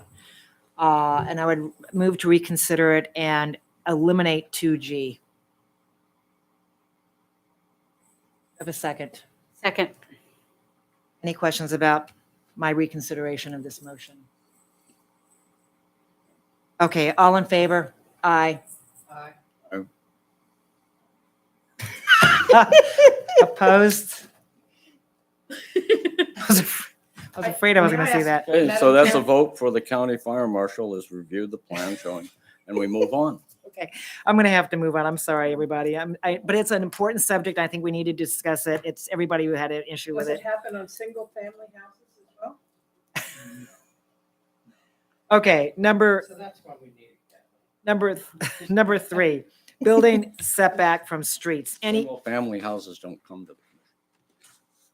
Any issue on number 3? Any issue on A? Category 1. Nobody wants to move forward. Any issues on 3, building setback from streets? Any issues from that? As you can see, there are some changes. Now, 3, A, B, and C, is that your, Yes, but All the three of strike them. through was not meant to be there, right? Mr. Jakubiec on C, you see the letter C? I think we were going to make that a C, Yeah, right? just because the last. Okay, part so of you that need to sentence is remove struck that, through. right? Yeah. Okay. Hey, I'm lost. Are we So we're going on with page 3 of 7, Kathleen's? page 3 on 7. And on the top, the letter C is a strikeout, and we need to remove the strikeout because that should be the letter C. Number 4, is there anything, on number 3? I I'm have sorry, one number 3. question. Yes, question. You say development served by private streets. What do you mean by private streets? That not public streets? Right, it wouldn't be a public right of way. It'd be a private. So a lot of So this townhouses. wouldn't apply to a public street. Right. Yeah, the setback modification allowance wouldn't apply to a public street. Only to private streets and any, If a new development was created, a developer might create a private street that comes off the public street and then it might So are navigate all through the the- development. streets in Richfield Station, are they private streets? No, they're public. There are some Chesapeake private drives. Village? Chesapeake Village, yeah, that's a private drive. Windward Key, Windward Key, yeah, private. that's Kind private. of Yeah, gauge. once you get off the public street, you're in a private community street. So we're intentionally making that distinction. Yes, it is intentional. And that's the current code. We didn't change that. But we're kind of readopting it, I guess you'd say. We're not modifying that part.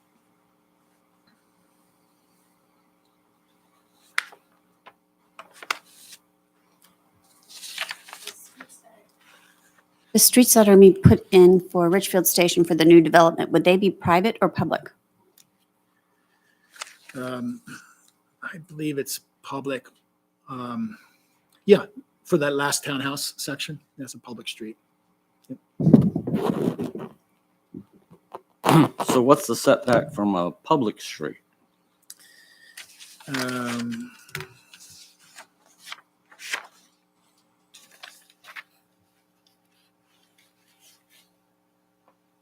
The setback from a public street would be whatever the standard happens to be within the zoning district where it's located.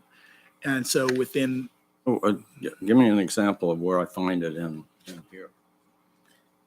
you don't find it in here. It would be in Article 5 of the code. Well, actually, it's same article, but it's the dimensional table, the table of dimensions, setbacks, and building heights. So the setback from a public street right of way is 15 feet. 15 feet. Yeah.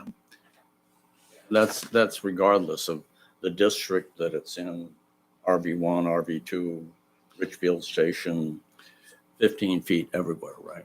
No, it depends on the district where you're located. So each district has its own, but 15 feet is kind of the standard across the board. Let's see here. Yeah, so it could be 10 feet within the commercial zone. And I don't have the updated table. We just adopted this table, but I don't think we changed the front yard setbacks, as I recall. Coming up. Yeah, I don't think we did. So, for instance, in the Maritime District, which doesn't exist anymore, it was 10 feet. Commercial was 10 feet and 15 feet in the residential zones. But townhouses and multifamilies are only permitted within one zoning district now, and that's the RV 2 district. So if built in the RV2 district, the minimum setback would be 15 feet. You'd have to be at least 15 feet from the right of way, not the street, but the right of way set back further. As a practical matter, that would mean you're probably 25, 30 feet from the edge of the street in most cases in the RV2 district. So this section really 3 has relatively little application because most homes are on public streets. Except where a private street might be constructed. But you're right. There are, goodness, I'm just trying to think of, yeah, it would apply to existing developments. Oh, by the way, this would also apply to the high density residential zone. I misspoke. So RV2 and the high density zone. So there are situations that exist now. There are current high density zones. So it still has relevance to those projects. Any other questions about number 3? We move to number 4. Anybody have any issues with number 4? Building setback from adjacent property? Seeing none. Those are all related to compatibility. Number 5. Anything for number Okay. 5? Other than Just a the minute. lined out delta there on the bottom of the page. Right. You see that, Yes. Mr. Jakubiec? Yep. let's see.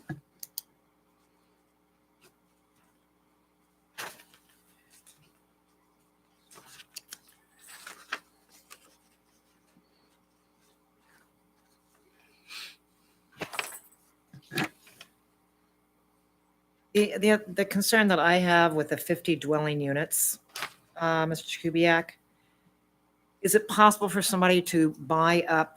Now, I know it's a 20,000 lot minimum, 20,000 square foot minimum for these buildings. Could you possibly buy up an acre and then make that 250 dwelling units side by side? Could you possibly do that? No, that would violate the density standards in the code. Okay, Right now, we're maxing out at 8 units per acre. And okay. Remember, we did that PowerPoint and Yes. show that Forgot townhouse about up here. that. Thank you. Yep. Thank you. Okay, that's out. Anything else on number 5? We've kind of been through this. I don't see any issues. And then, of course, yes, I'm sorry. H, 5H. A landscape design plan. And, Mr. Blitz pointed out in his question there. So, Chris, could you respond to Mr. Blitz's comment? A registered landscape architect is always more qualified than a developer's engineer to provide a quality planting plan, spec the right plants, and align those plants with their intended function. I can guarantee that. Exactly. It'd be better for the town to have this in it than not. And in M, Right. we're going to leave slopped, or are we going to change it to sloped? Motion.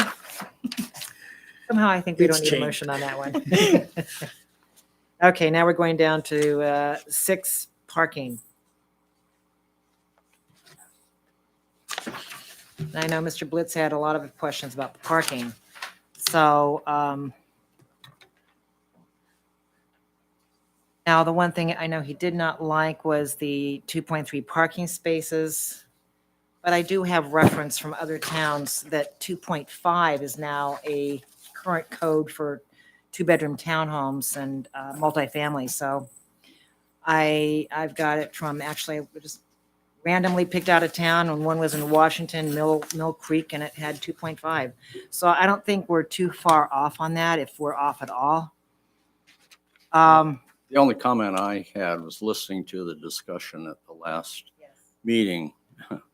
The intent, I think, was that when you had 6 homes, that you would have 1 additional parking space, as I recall. 3 homes. Discussion. Well, that's really 0.9. So somebody's going to have to make the judgment to round it up to the next number. Why don't we just make it easy? 2.5, as you suggest, or That. 2.3 is an odd. It is an oddball number.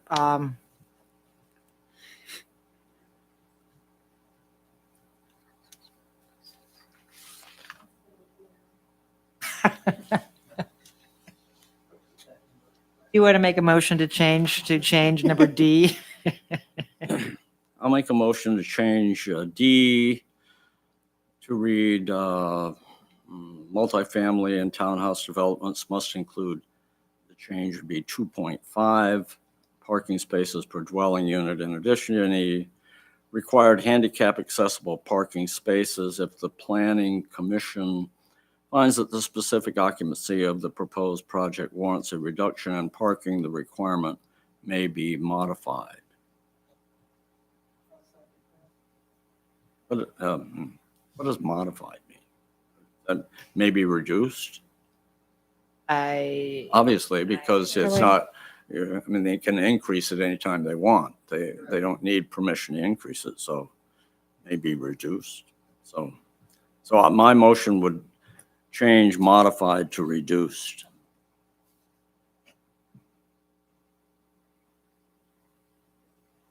Do I have a second? Second. Any discussion on this?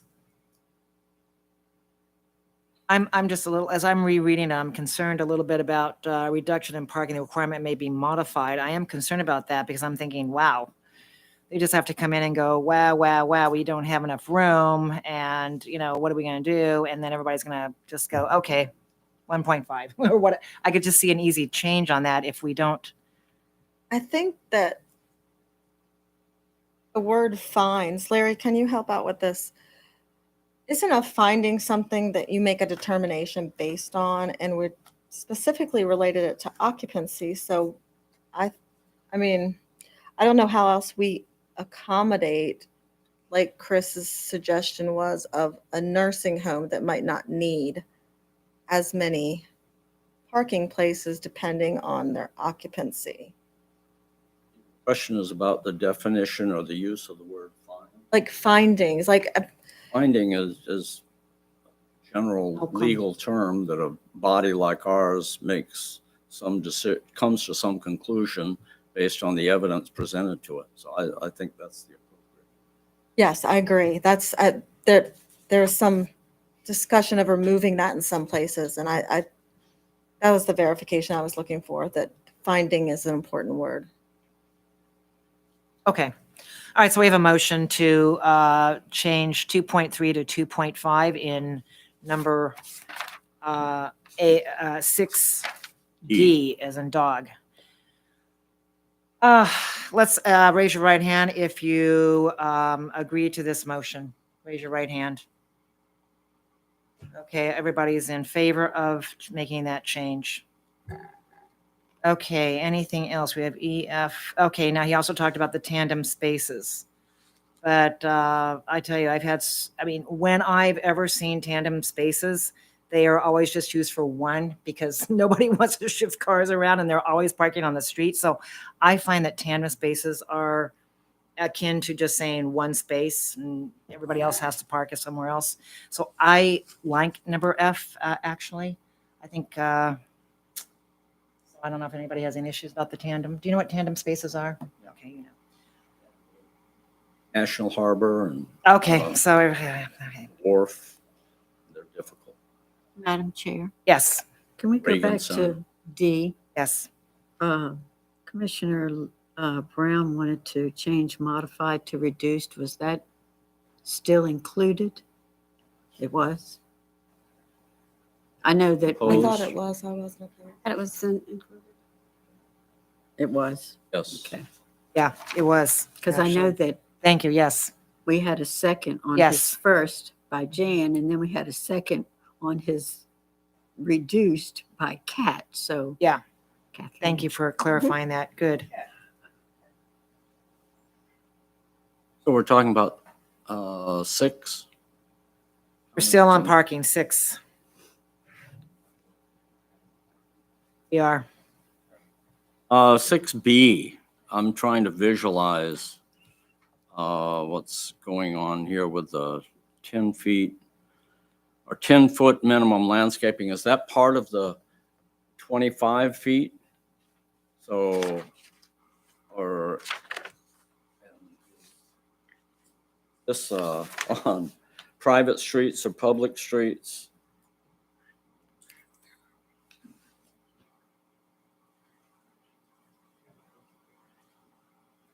Oh, okay. It would apply whether it's a private street or public. And it just simply says that if a parking lot were placed up near the street, it would have to be at least 10 foot setback, at least 10 foot behind a landscape strip. So that 10-foot strip would be part of the 25 feet? Yes, yes, in it a- would. on a private street. Yes. Person would have 15 feet left. My car is 16 feet long.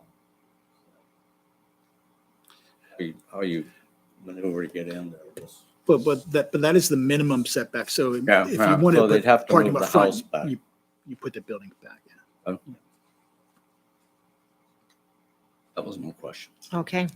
Any other questions or issues? Parking's a pretty important one, so I just want to make sure you all have read those. On E, are we moving on past this whole thing? Because I just have a typo, I think, in E. What typo is that? The last word, it says for every 6 spaces, and I thought that the word was supposed to be maybe units instead of spaces. Talking about trees in the parking Oh, area. no, okay, I'm sorry. I thought you were moving on from the whole thing. So when we get to E, I'll address it when we get to E. We're not moving on from parking. Not yet. We haven't. Okay, I'm sorry. I'll do that when we get to number E. That was the only issue with the whole section that I had. So, Chris, I have a question. So anything on this list that needs to be changed, would it have to come to the planning commission for changes, or would you be able to make those changes, or who agrees to any changes? Like, let's say they want to do one tree for every 8 spaces, or if they want to, make tandem places anyway and not come through. I mean, is it possible for them to get this? No, No, there's no modification possible. All right. Commissioner Blackwelder, do you have anything more on parking? You seem to, No, just that typo that says Okay. E. okay. That says for every 6 spaces, but it should say for every 6 units. Oh, okay, wait a minute. Does that need to be rewritten, Mr. Jakubiec? E, on site guest parking must be. I'm- Just I'm- says ratio of a minimum of 1 space for every 6 units instead of for every 6 spaces. Or which one did you intend, actually? Are you talking about E? Yeah, did you intend for it to be spaces Well, or I units? don't know. I didn't write this, so I don't know. I don't know. Actually, remember, this was sort of written by committee, but Okay. I thought it was spaces at the time, which seems more reasonable than one Units. guest per 3 Uni- units. That would create a lot of excess parking. Minimum of Oh, that's 1 right. space. It was So I spaces. I was That's right. thinking that what you meant was every 6 Right. space. If you can do 6 spaces, you got to put another one in. Right, If right. 6 It are was required, spaces, put parking another one. spaces. Okay. Do we need to indicate parking spaces, or is it clear enough as it Yeah, is? but I think it's good. Put parking spaces. Okay, Every 6 let's, parking spaces. Sure. let's just slip in the word parking spaces, so Yeah. we've clarified that. Okay, do we have that down? That should be something we don't need a motion for. Okay, I think we're going to move on to 7, pedestrian accessibility. Madam Chair, I Yes. have a change Yes, in 7A. Just that last line where it says visitors including children and the disabled, actually, that should be individuals with disabilities. They're not disabled. They're individuals with disabilities.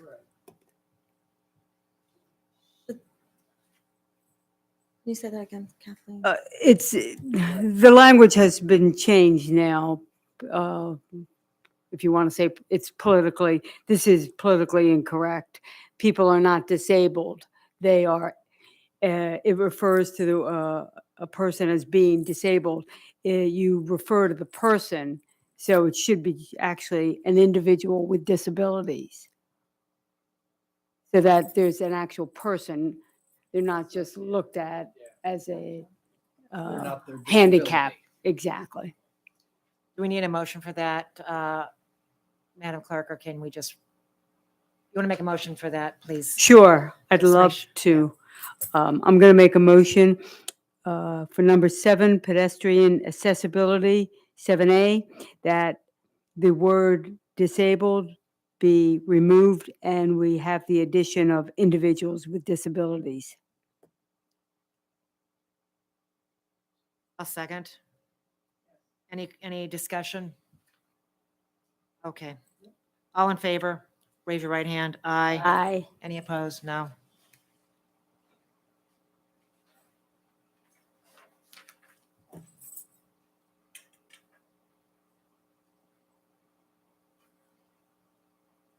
Okay, anything else on number 7, or do we move to number 8, lighting, which we never got to last time, so I want you to make sure that lighting is looking good for everybody.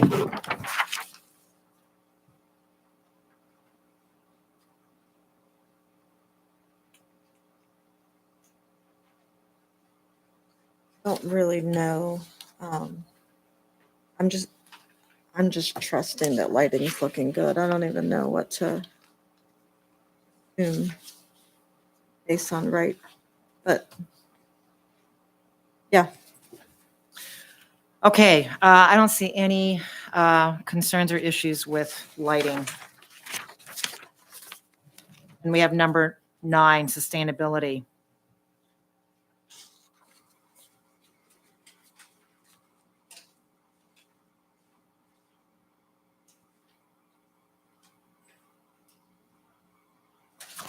Any questions or any concerns, changes?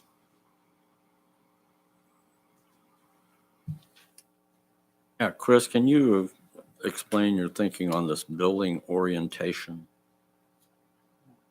So I can't take credit for the wording here, though I've read it. I adopted it from another text in not another code, but a recommended text. Is this 9D you're referring to? 9C. C, okay. The key is there to make sure that the glazing or the windows are exposed to lighting from that is naturally generated by the sun, which reduces the amount of electricity that has to be turned on in the house. Whew.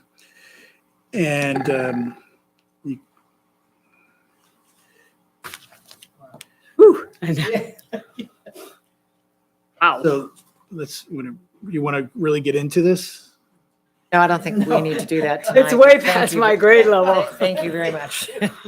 But the beauty of this particular standard is that it says whenever possible. So if I were the staff reviewing a site plan, I would say it's clearly possible to orient these buildings in this way. I mean, the street allows for it. The neighborhood is aligned that way. Why is the developer turning all these buildings on the side so that these buildings are in shade during the highest parts of during the winter and all this, and not allowing light to permeate the surface? A quick modification of these buildings could actually accommodate the standard and be much more sustainable in energy, more energy conservancy. So that's how this standard in practice would it be applied. I hate to bring it back to another section, but I noticed in Mr. Blitz's comments, he talked about the 8 units as opposed to the 6 units. Mhm. Are we not consistent there? No, I think we are, but I think he perhaps read something different. I'm assuming that he's thinking that townhouses and multifamily are the same.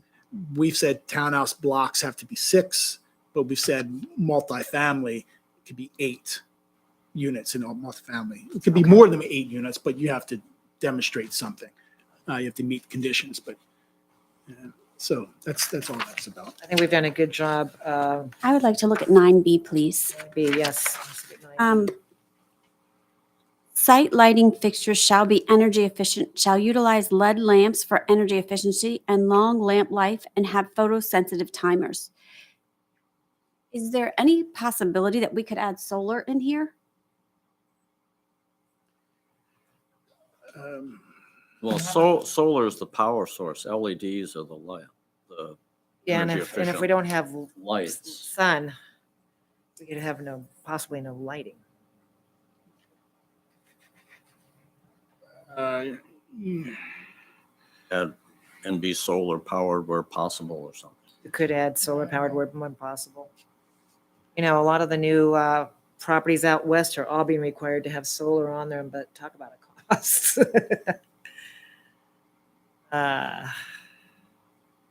That would be something to ask everybody to put solar on their buildings. So I have it's related, Kelly. I'm not trying to usurp your idea, so I want to go back to your solar question specifically. But one thing that addressed this was that flyer that I passed out with the LEED certification and the different environmental certifications. And I don't see that anywhere in here, but that kind of gives a whole project a score. And one thing that would up that score would be the use of solar. It wouldn't require them to necessarily use solar, but it would help them with their overall score. And that was, I think, Chris, could you answer whether or not that's required for federally and state funded project as some kind of, because I know the school they provided that information about the certification. Yeah. So So green? Yeah, I think they did have leads. I can't remember which one, but there's 3 main ones. there's a scoring criteria called Leadership in Environmental Design, or LEED, and it's a voluntary program, and developers often seek to get the accolades of having an environmentally sensitive building or sustainable building by going through this rather extensive process after they construct it to have experts come in and certify the building if it meets these standards. And those certifications are on a variety of different levels. The building itself, the site or the area, which is really also about neighborhood. It's like where you chose to locate your building, and they cover all kinds of details from stormwater management on the kind of the neighborhood scale to the choice of a low VOC, volatile organic compound lacquers and stains for flooring and walls and paints. So it's really quite extensive. So that's what LEED is all about. I'm not aware of of communities actually adopting it as part of a code itself, except for perhaps a voluntary or voluntary not, or if you do this, you get extra, perhaps you defray so your property taxes for a period of time. I remember negotiating annexation agreements and requiring that developers comply with LEED standards as a condition for actually becoming into the town, getting so the town assured that all new development met the highest environmental standards. But they had the leeway in the annexation. You could do something like that. But from a regulatory standpoint, in terms of zoning, LEED covers so many things that extend beyond our purview that practically speaking, it'd be a big ask and it'd be hard to administer. That's why I didn't actually We add it couldn't here.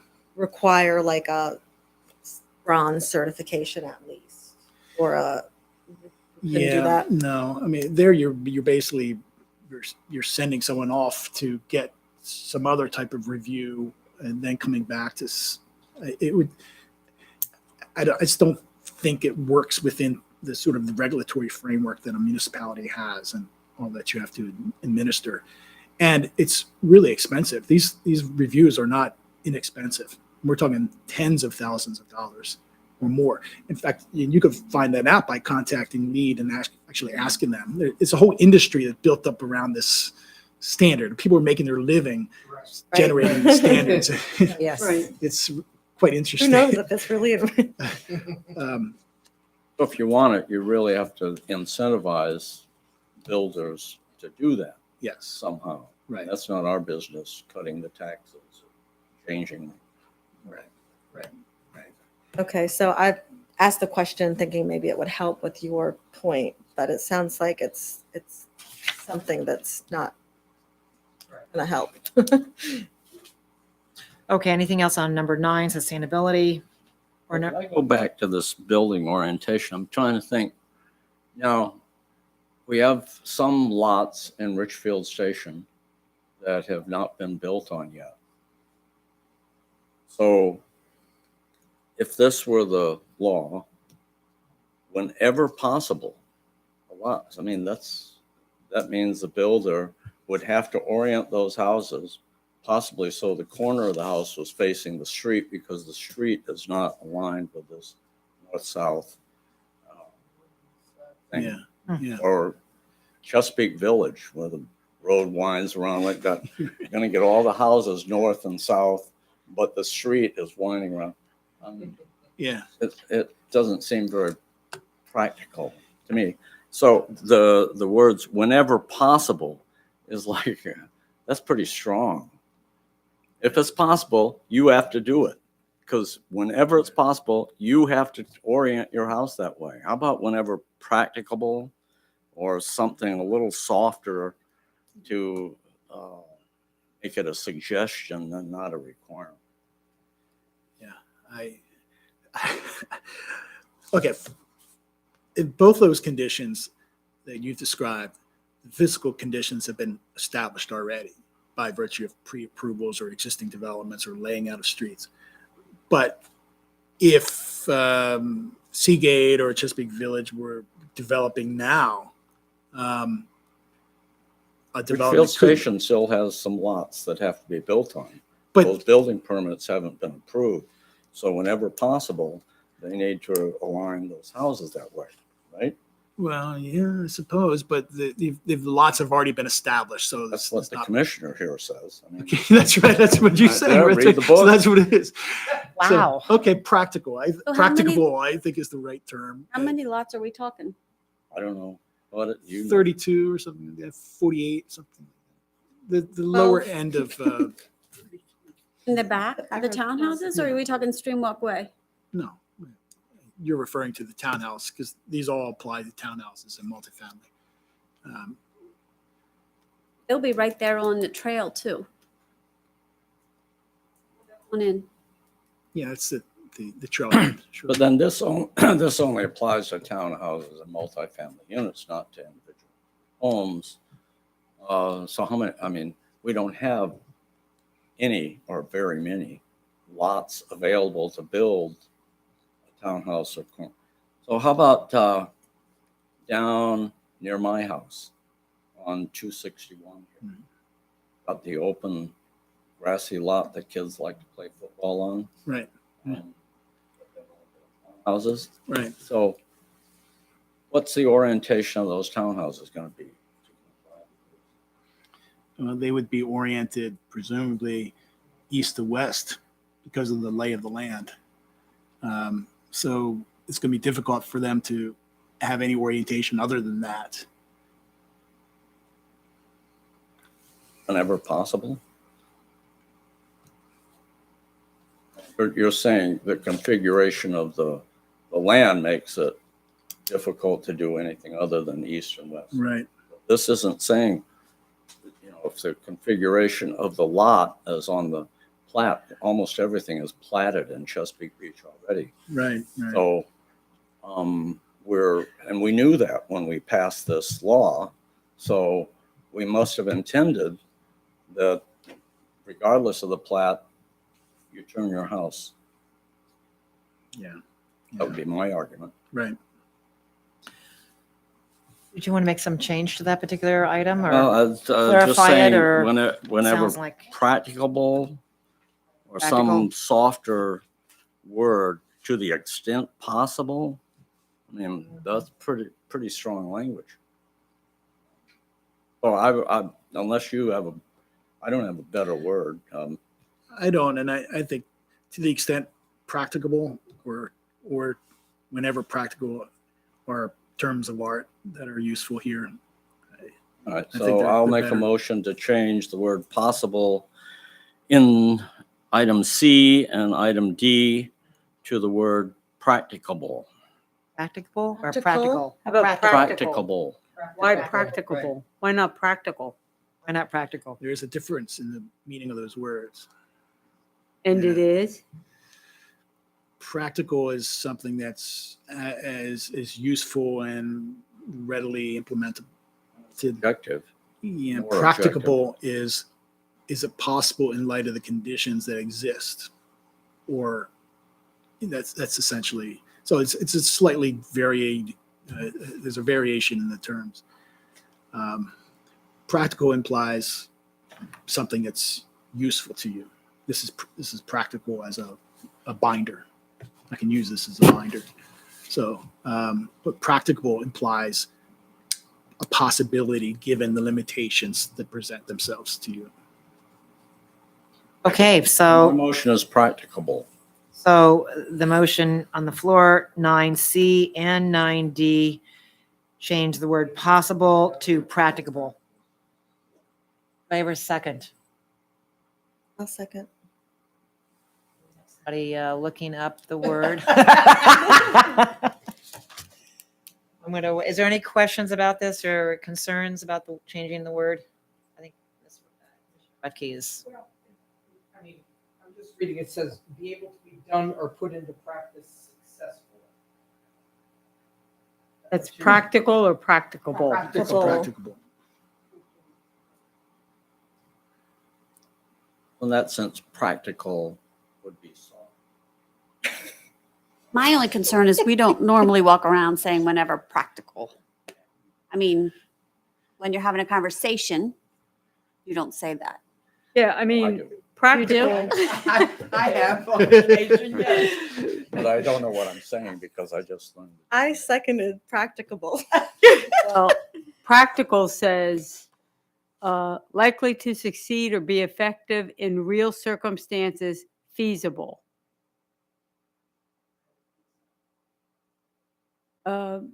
and or concerned with actual doing or use of something rather than with theory and ideas. So what's the word going to be? We have the motion practicable.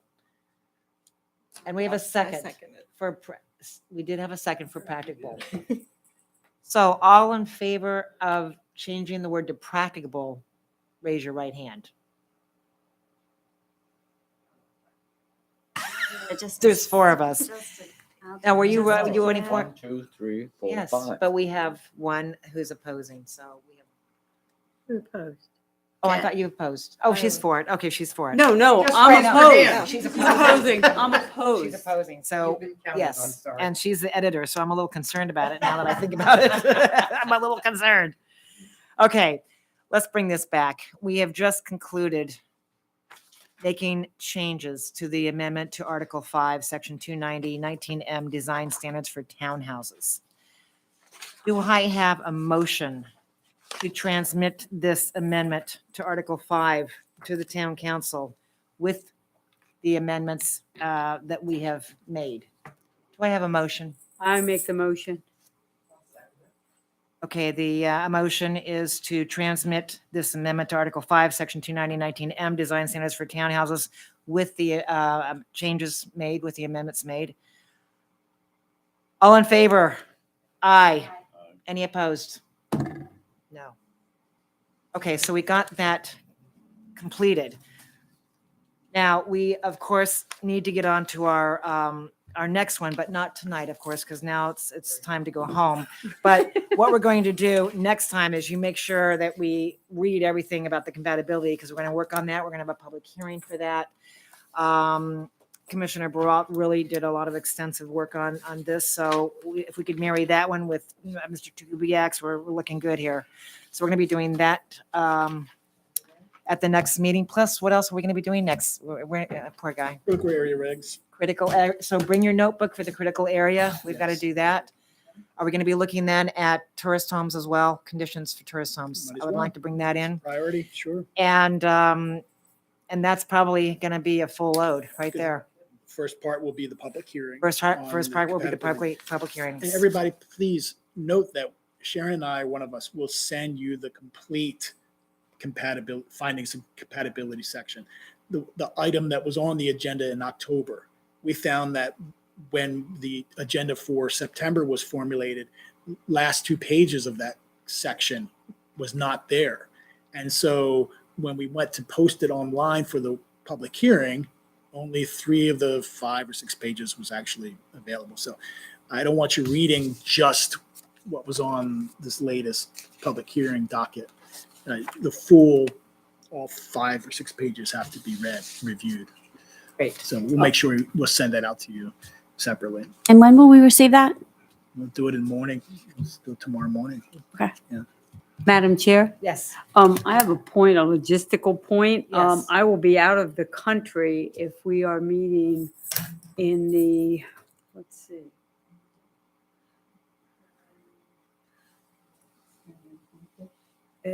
Yeah, I'm out of the country January 23rd to February 13th. So, which is fine. I mean, you certainly can go on without me, but if you want me to speak to any of these changes in planner recommendation F, I'm not going to be available. Well, the beautiful thing is we do have you in paper, on paper here. So we've got that. If you want one of us to, you want to deputize somebody to go over this with us, it'd be great. You did a great job with all this. but- Yeah, you did do a great job with all this. The only thing I will say is, and my plans might change for January too. There's time Yes, with we may that. have to change the whole thing.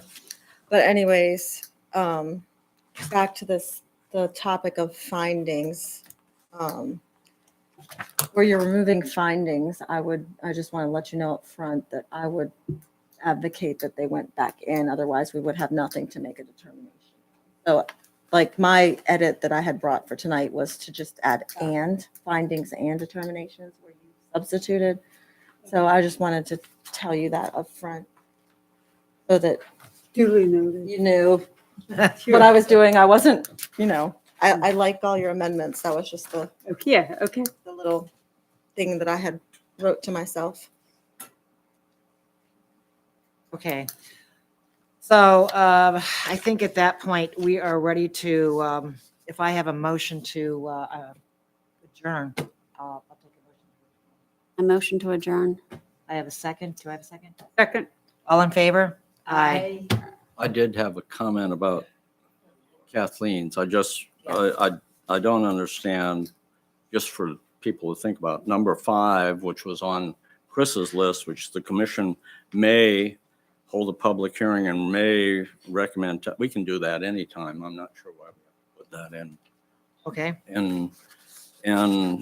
And all the other additions, I don't know if these other additions were from the code or if this is new, but I didn't add that. The number 5, 6, 7, 8, 9, and 10, 11, 12, 13 is what I'm. everything in yellow I added.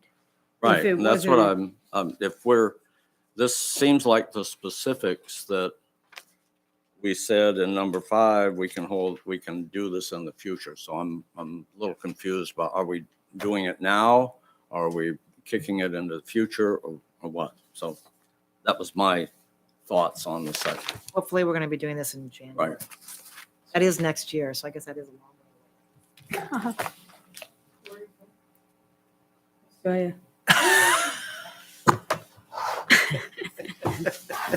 Have to see the open, so I've been there Oh, every other that's so tennis event. nice. I'm going to New Zealand too. Uh-huh. Down under, That is 3 cool. weeks? 3 weeks, yeah, Oh, especially 3 doing both. So, All in favor? Aye. Did we not say aye to that? I can't, you know, we're so eager to get out of here, but thank you for reminding us. We didn't I say know, we aye. need to surprise Sharon one day and just Just not have show like up. the quickest meeting ever. Or, yeah, or just not Never show up. restating, always saying it right the first there time. will be no motions presented tonight. Sharon. That's Oh, what we have do I Sharon for, envy is you, to remind us how to